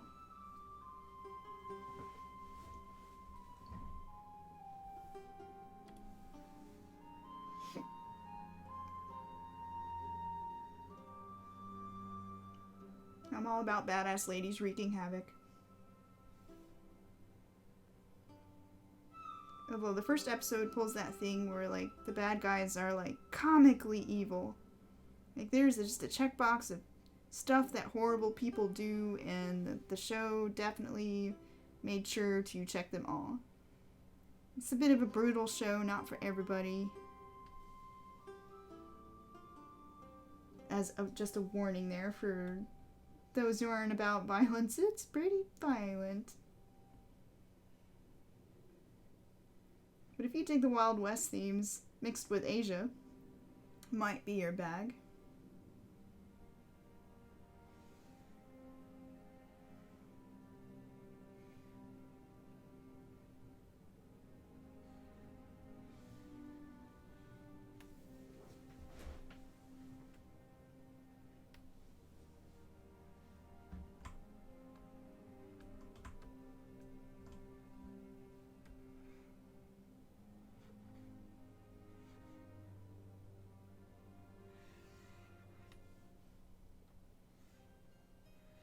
I can tell outlining the trim, the lines for the trim is going to be kind of a pain, so I'll probably have to do some of that manually. These details are just too small to use the select tool on.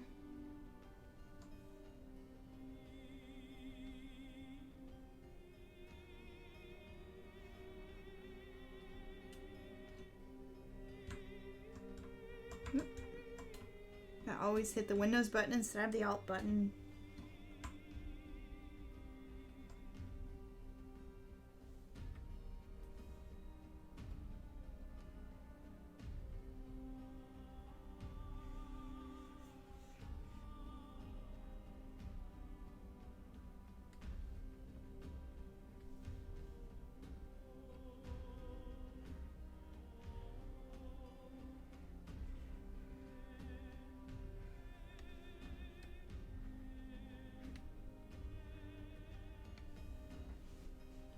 So yeah, I'm running out of topics. Y'all should ask questions or tell me what you want me to ramble about next.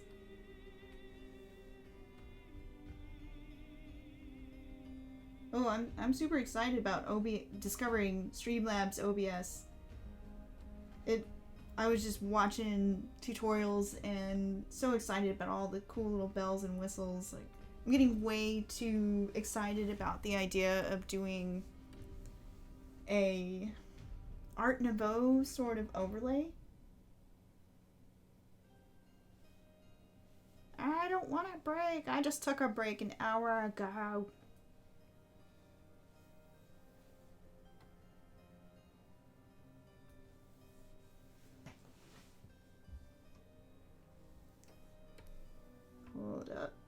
Hold up a minute.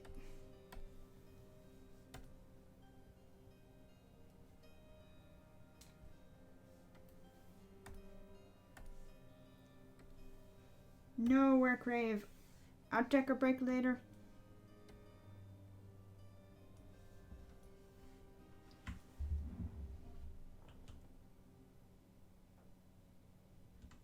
Okay, that works.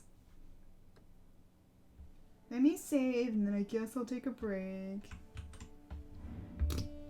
Quick stretch break, you guys. Feel free to stretch along with me.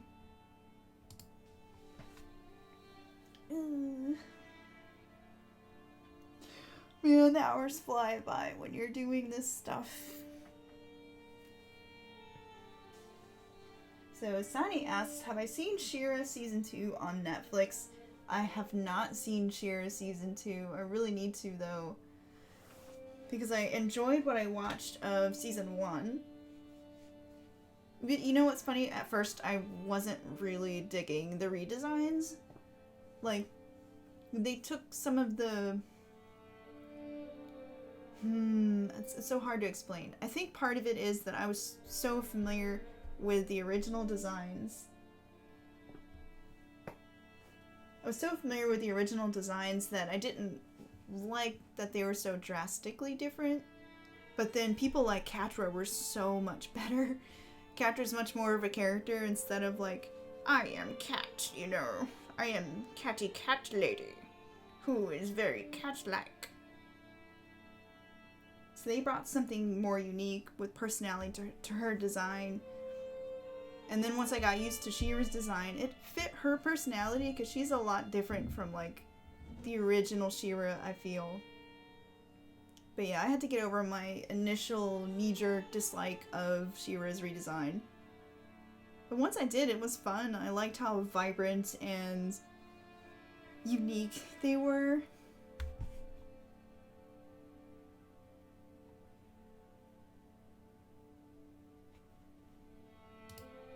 And I especially loved the princesses, like the Scorpion princess. She was just charming and awesome and a really different character type that I really enjoyed in that show. And the pirate guy and the mermaid were this comedy duo that I really, really appreciated. I actually need to watch season 1 over again because I did that thing where I had it just up while I was working. And sometimes if I'm really into work, I'll miss things. And I'm definitely not able to keep my eyes on the screen 100%. And with a show like that, you kind of have to have your attention on the visuals or you miss a lot of good stuff.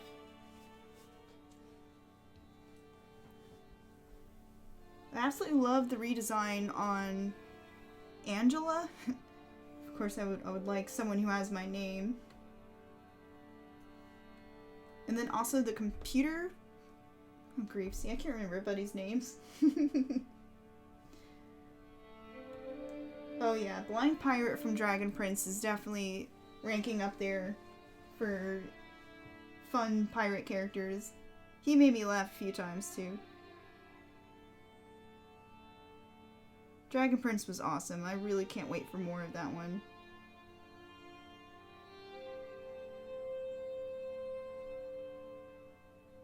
Must do elf fan art sometime. Such beautiful elves.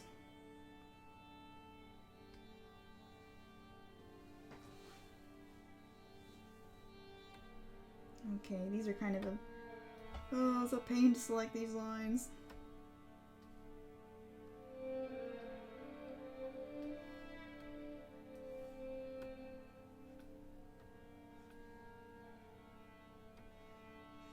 I love the final effect, but also good pearls.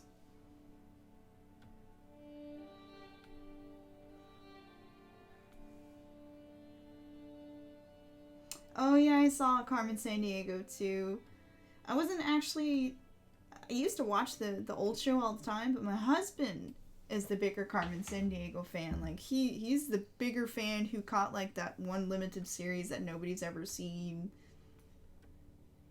He knows all of her backstory and stuff, and I'm like, I just watched her outsmart people and I knew nothing of her backstory. So it was really cool to see them take her character and add more plot.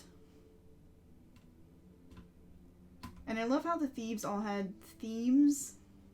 Like there was an origami themed one who I thought was awesome. Like I want to do fan art of her sometime too, just because she was really cool looking.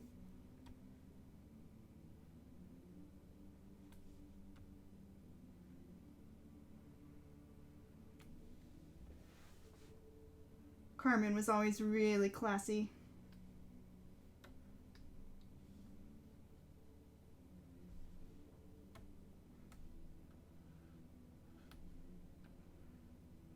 I love that Netflix is redoing all this old stuff. I hope they keep it up.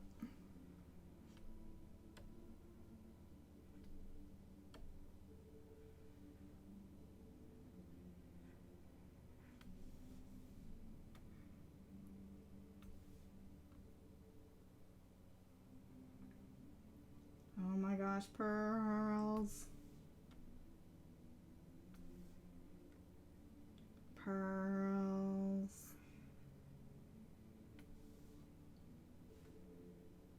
So many pearls.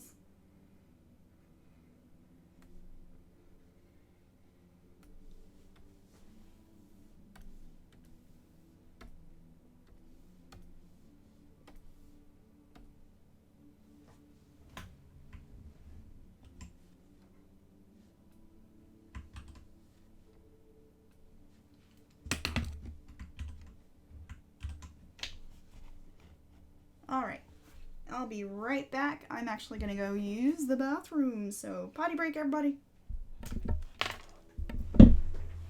Going to mute while I use the bathroom.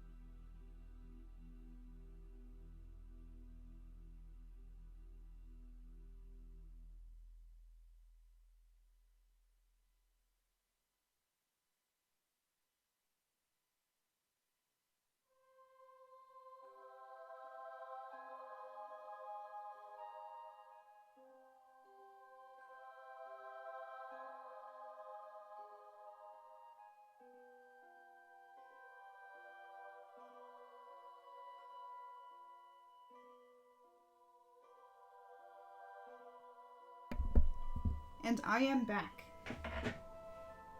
Yes, occasionally streamers do use the bathroom. Especially this one, because my stomach sucks. I just have horrible stomach issues.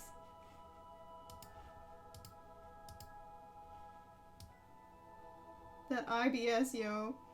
It makes getting through stuff like in-game hard.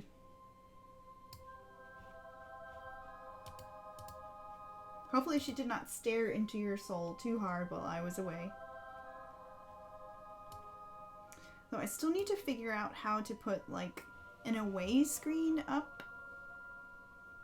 I know there's a way to do it, and I think that's what maybe scene transitions are in OBS, but there's so much to learn. I have not even looked at that yet. It's like one thing at a time so my brain can absorb. But I know you can make like cool away screens like, be right back.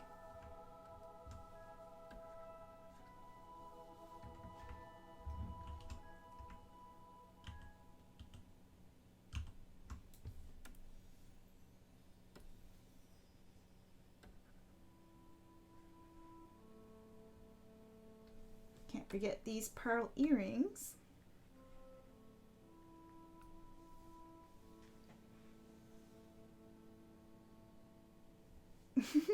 Yeah, I know that the J-pop thing is so weird. It's like, because my husband's big into the J-pop scene, and he's like, yeah, they can't have actual boyfriends because that would make them not appealing to people who like to see them that way. Like, to imagine, oh, she could be my girlfriend. This awesome, popular J-pop star. And I'm like, wow, that's messed up, yo. Normally I like to have a little image that I draw that says I'm taking a break, but did not have time to do that this time.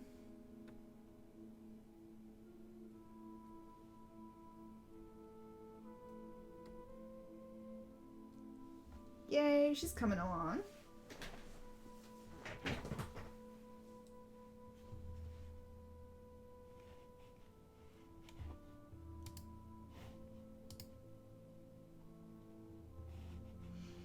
Almost done.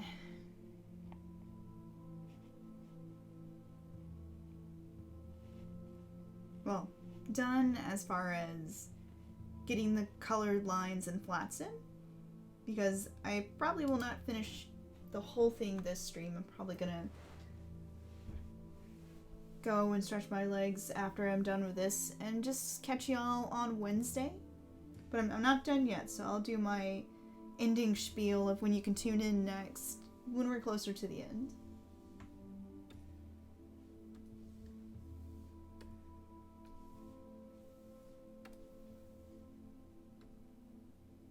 But yeah, it seems to be going at the rate that I can finish the flats and the colorizing of lines, and that's a nice good chunk to stream, I believe.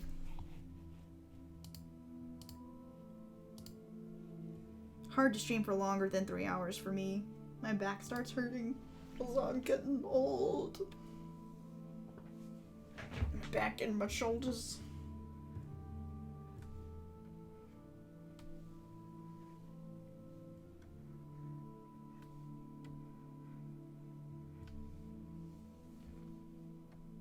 I hope Kendo was fun. Kendo seems like it'd be fun.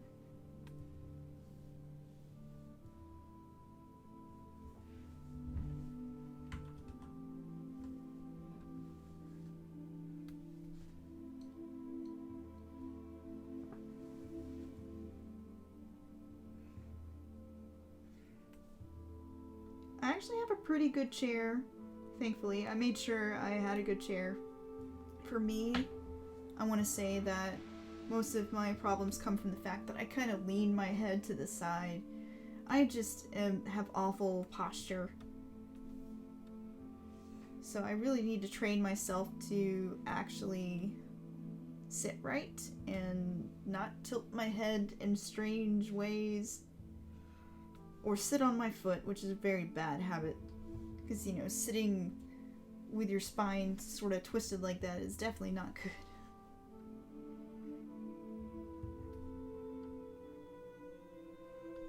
I am basically my own worst enemy.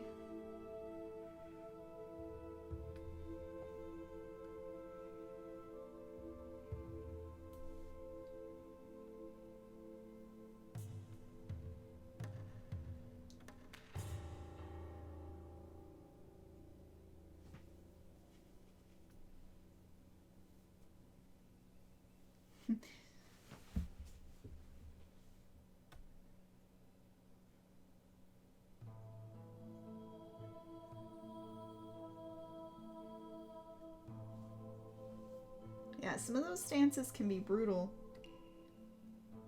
My husband studied Wing Chun Kung Fu briefly, and some of the stances he would have to hold for training were pretty torturous.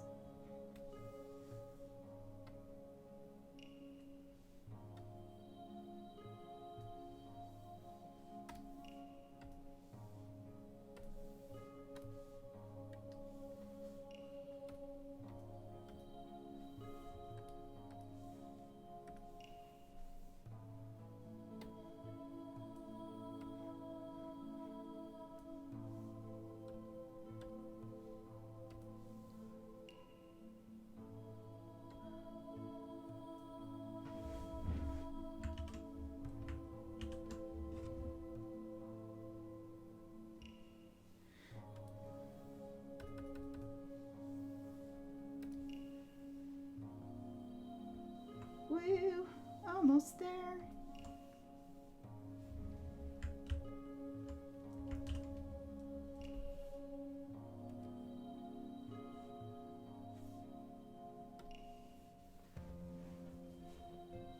I think I'm just gonna manually paint the gold trim in because it's just so...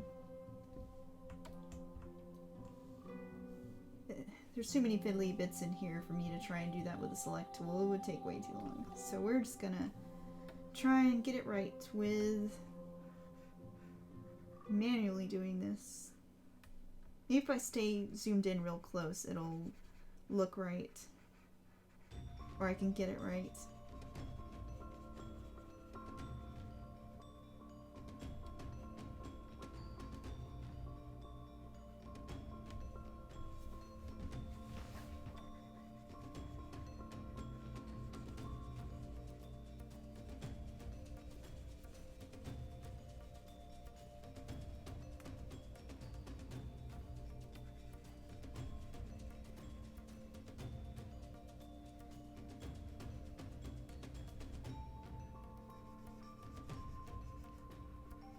So this shoulder's doing something kind of weird, isn't it?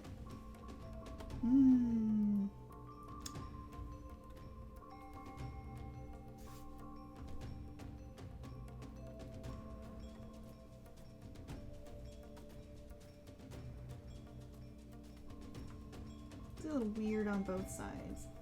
Okay, time for last minute surgery.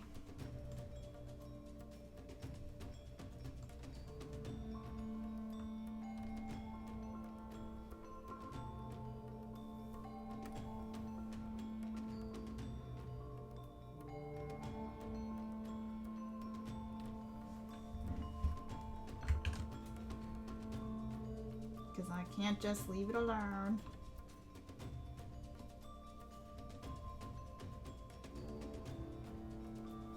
It's like the shoulder has a poofy sleeve when she is not wearing a poofy sleeve on the other arm. She's got flat sleeves.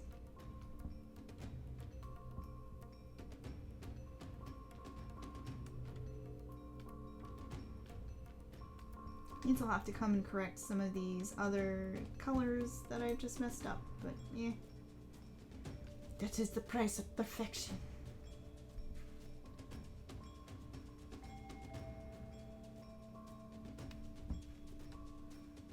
I must be perfect. Black Swan style.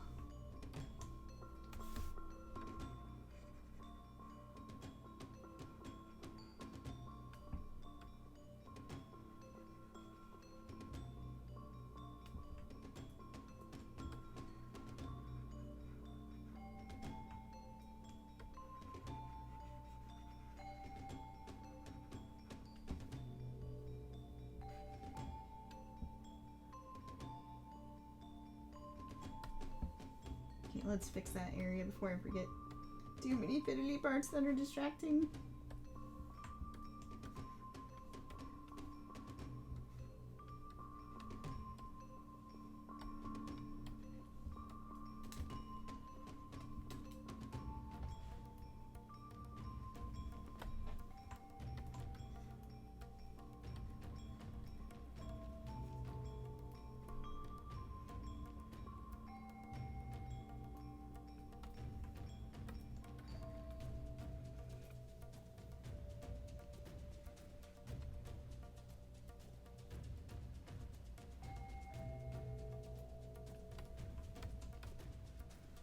There we go. Ah, better. It's all good now.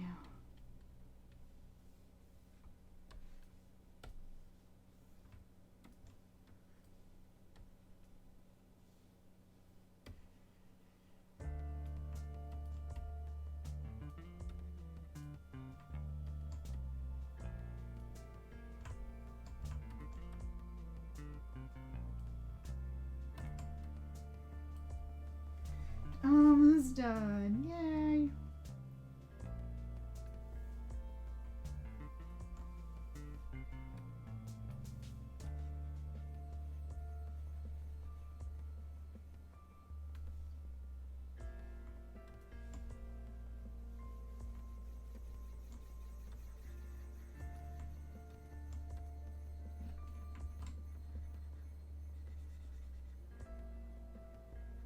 Sewing friends, you should definitely make this dress for me.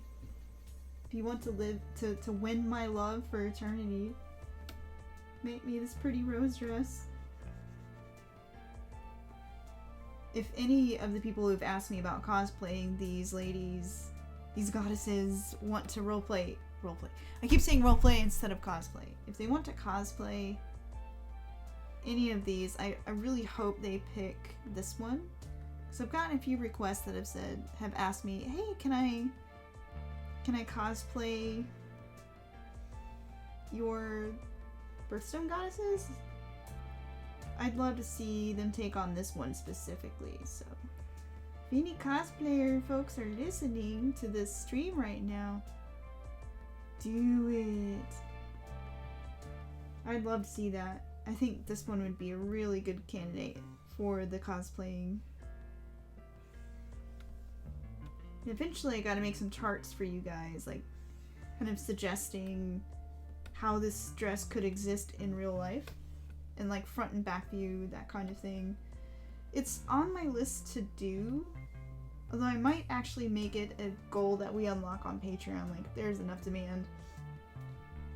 That's how I measure demand, is how much people on my Patreon are wanting it.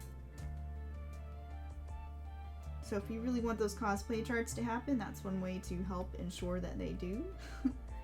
Go to my Patreon.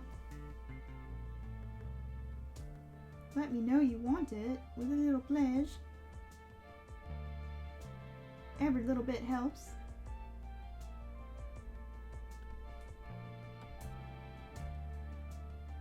Otherwise, it is something on the massive to-do list that I'm not sure I'll get around to. But I'd like to.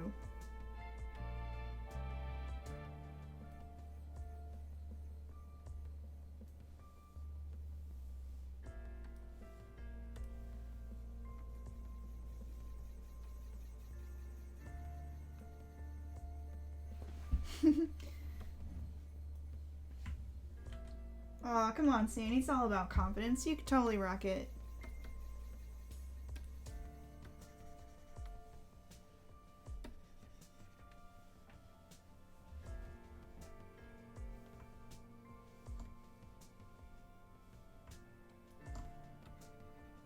And personally, I would just suck everything in with a corset.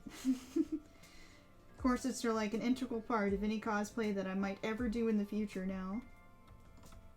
It's like instant, hot figure. And good posture too. Corsets for really good posture.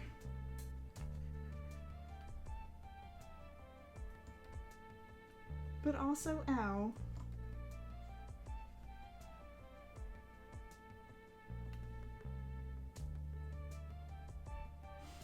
Nah, a beard wouldn't clash at all. A beard or a tummy.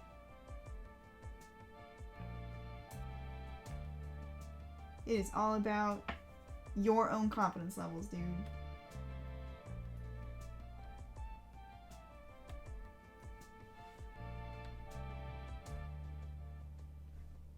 Or at least I'm a firm believer that cosplaying should be about the fun. So if you want to do it, you do it.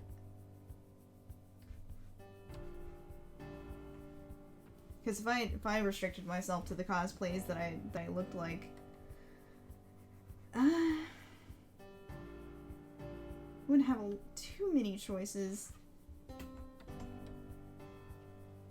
Unless I would dye my hair, but I've had some bad luck dyeing my hair. Haven't really learned how to properly wear a wig yet. When I've tried the wigs are just too itchy for me.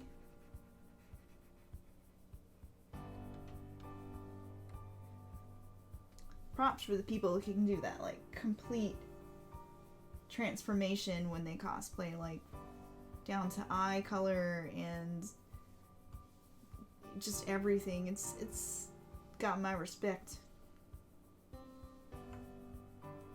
Respect.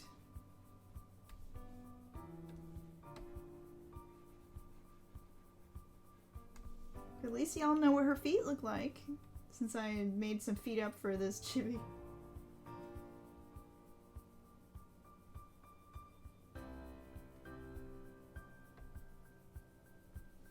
Alright, I think her figure is done, unless I have missed some lines. Let's see, let's get a little closer. Final line inspection.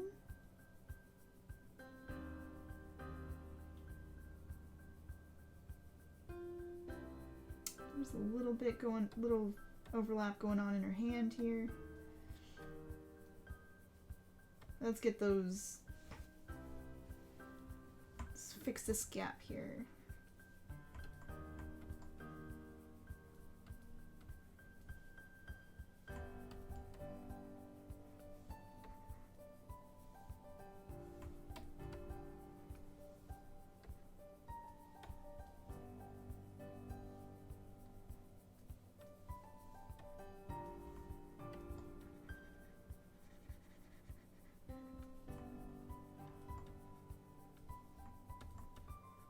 Alright, I think... Yeah, there we go. Now the figure is done. We just have the background elements in the trim. So... Ugh. Yeah, this one's taken a while.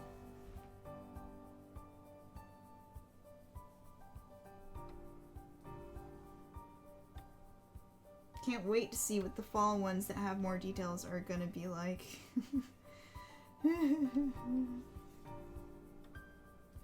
Why I put so much detail in a chibi? And I guess it wouldn't be me if I didn't.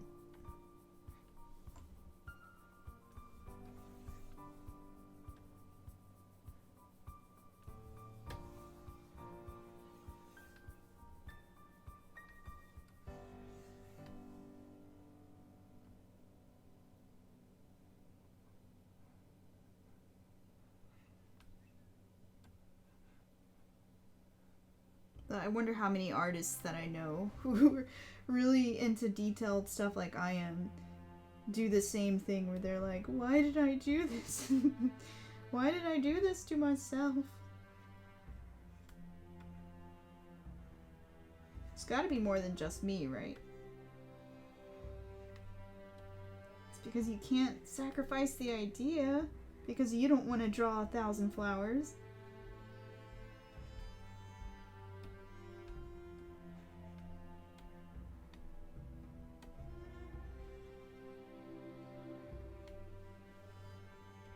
But yeah, this is definitely taking longer than usual, so I'll have to make a mental note of that.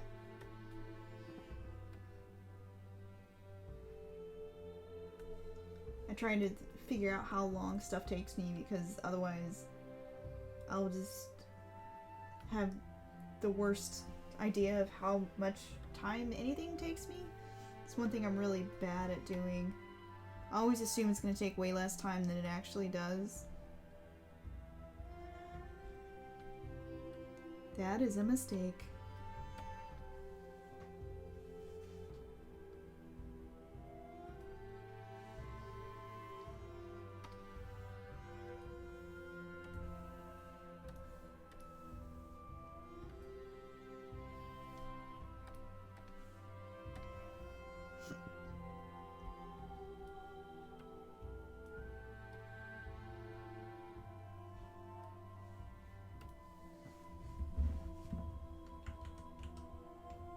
So that seems to be working better if I select the colors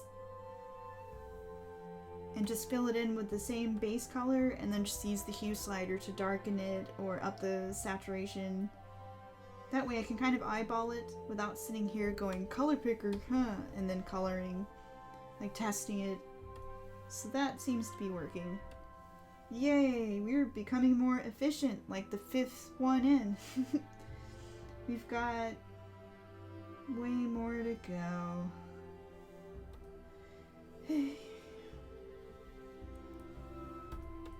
You'll never escape.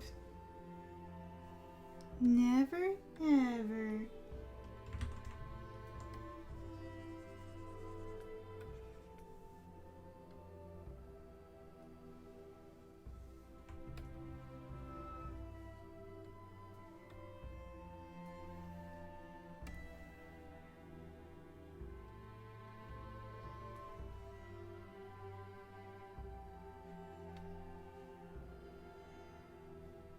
So I see that there are 6 viewers. That's awesome.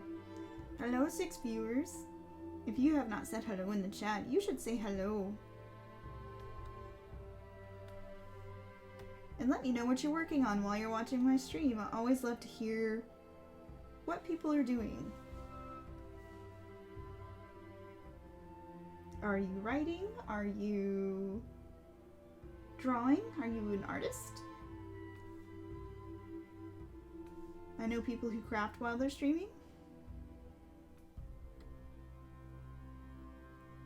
Or are you just relaxing?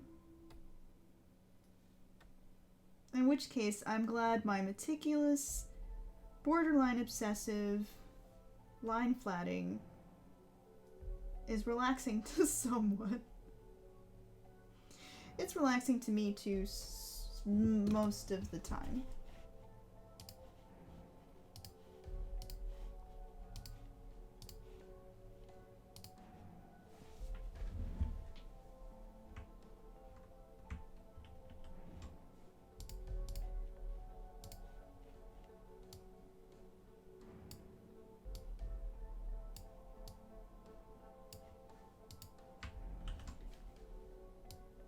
Yay, so, woohoo.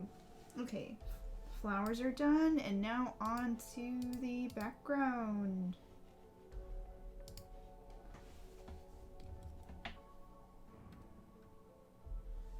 We're in the final stretch, you guys.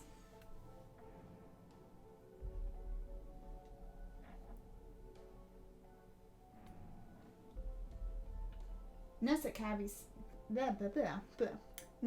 Cat is doodling their cat as a character. That is awesome. What kind of cat do you have? I used to have a Siamese cat, and she was like my witch's familiar.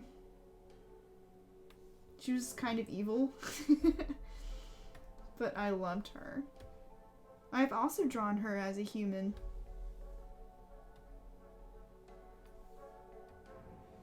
She didn't like anyone but me and my mom. One day I will have an evil cat again. And then my witchy image will be complete.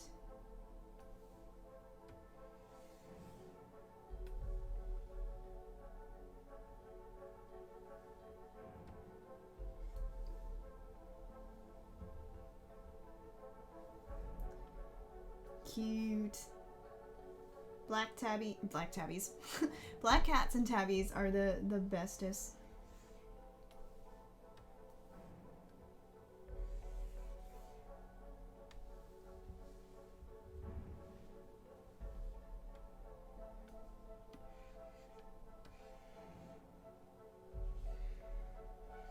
Animal Crossing is such a cute style to be working into.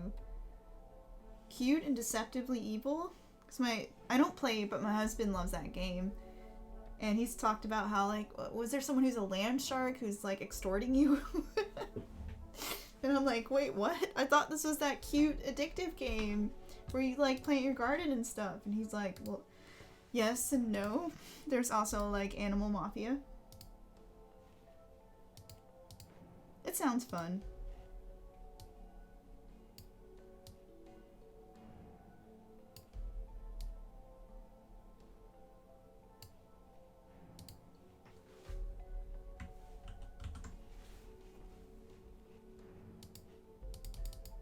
Ooh, weird overlaps. Let us fix.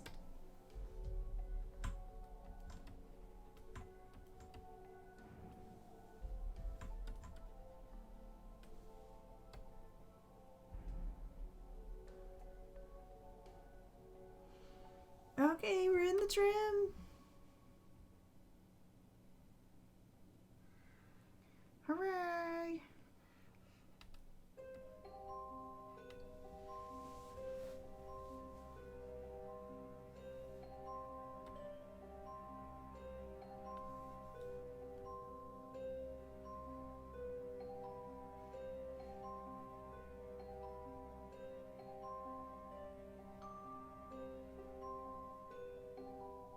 Nessa Tabby Cat, if you have an art page, I'd love to, like, feel free to put it in the chat so we can all enjoy it. I love looking at new art. I'm kind of curious to see what you draw now. Or if you don't feel comfortable sharing, that's fine too. I am just curious now because you mentioned cats and Animal Crossing.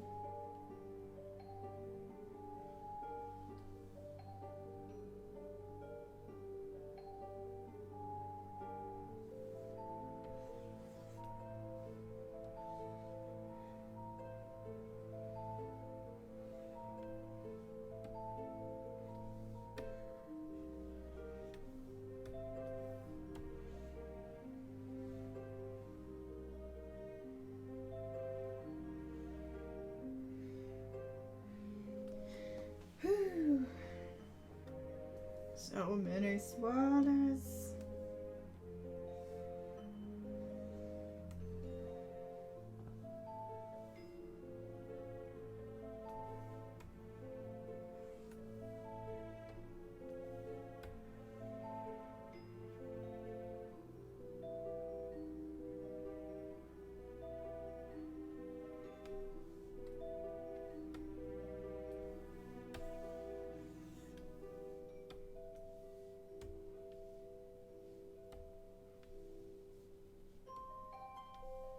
I think I made this trim because I was inspired by, like, vintage jewelry cameos that have all the swirls and shell.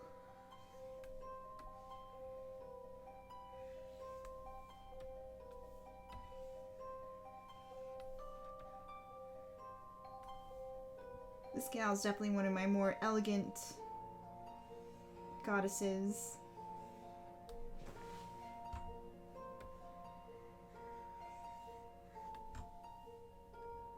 And I finally got to do a pale color with a really bright accent color in the pink, so I was happy to try something new with this color palette.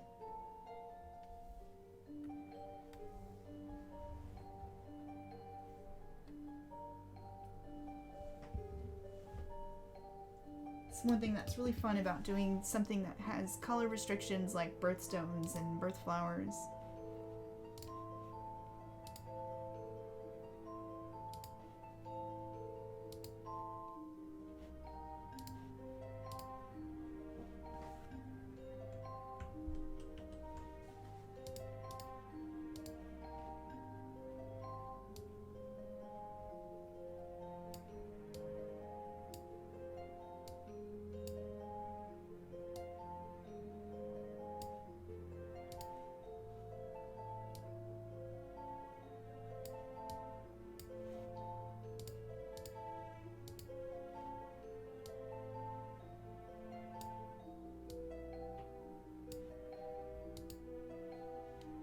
Alright, I just have to outline the gems on the border, and then I'm done with this step for now.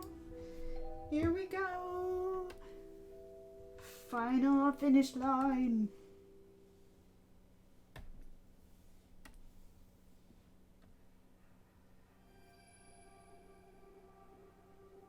It's the final countdown. Oh, whoops.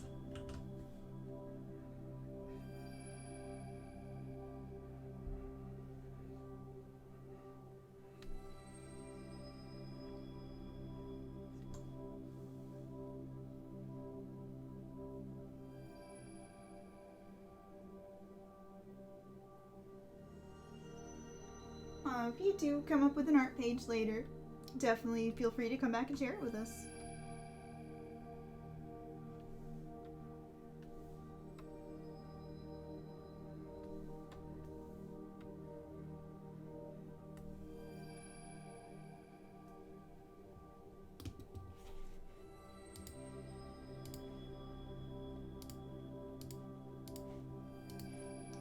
Yay, efficiency! I'll probably learn exactly how I want to do these when I get on the last one. But at least it'll be good knowledge for if I ever go insane and try to do a series like this again. I laugh, but you know, it'll probably happen. I already have an idea for, like, butterfly-inspired dresses. Like, just fairies and butterfly dresses. Which sounds even more detailed than this, so... Way to go, brain.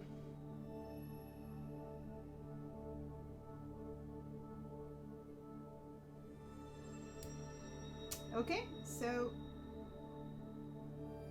this is what we got for now. I think I may change like the intensity, darkness of this line right here because it's kind of fading out. And I might play with whether this curly area here and here needs to be dark, but for now I'm gonna call it.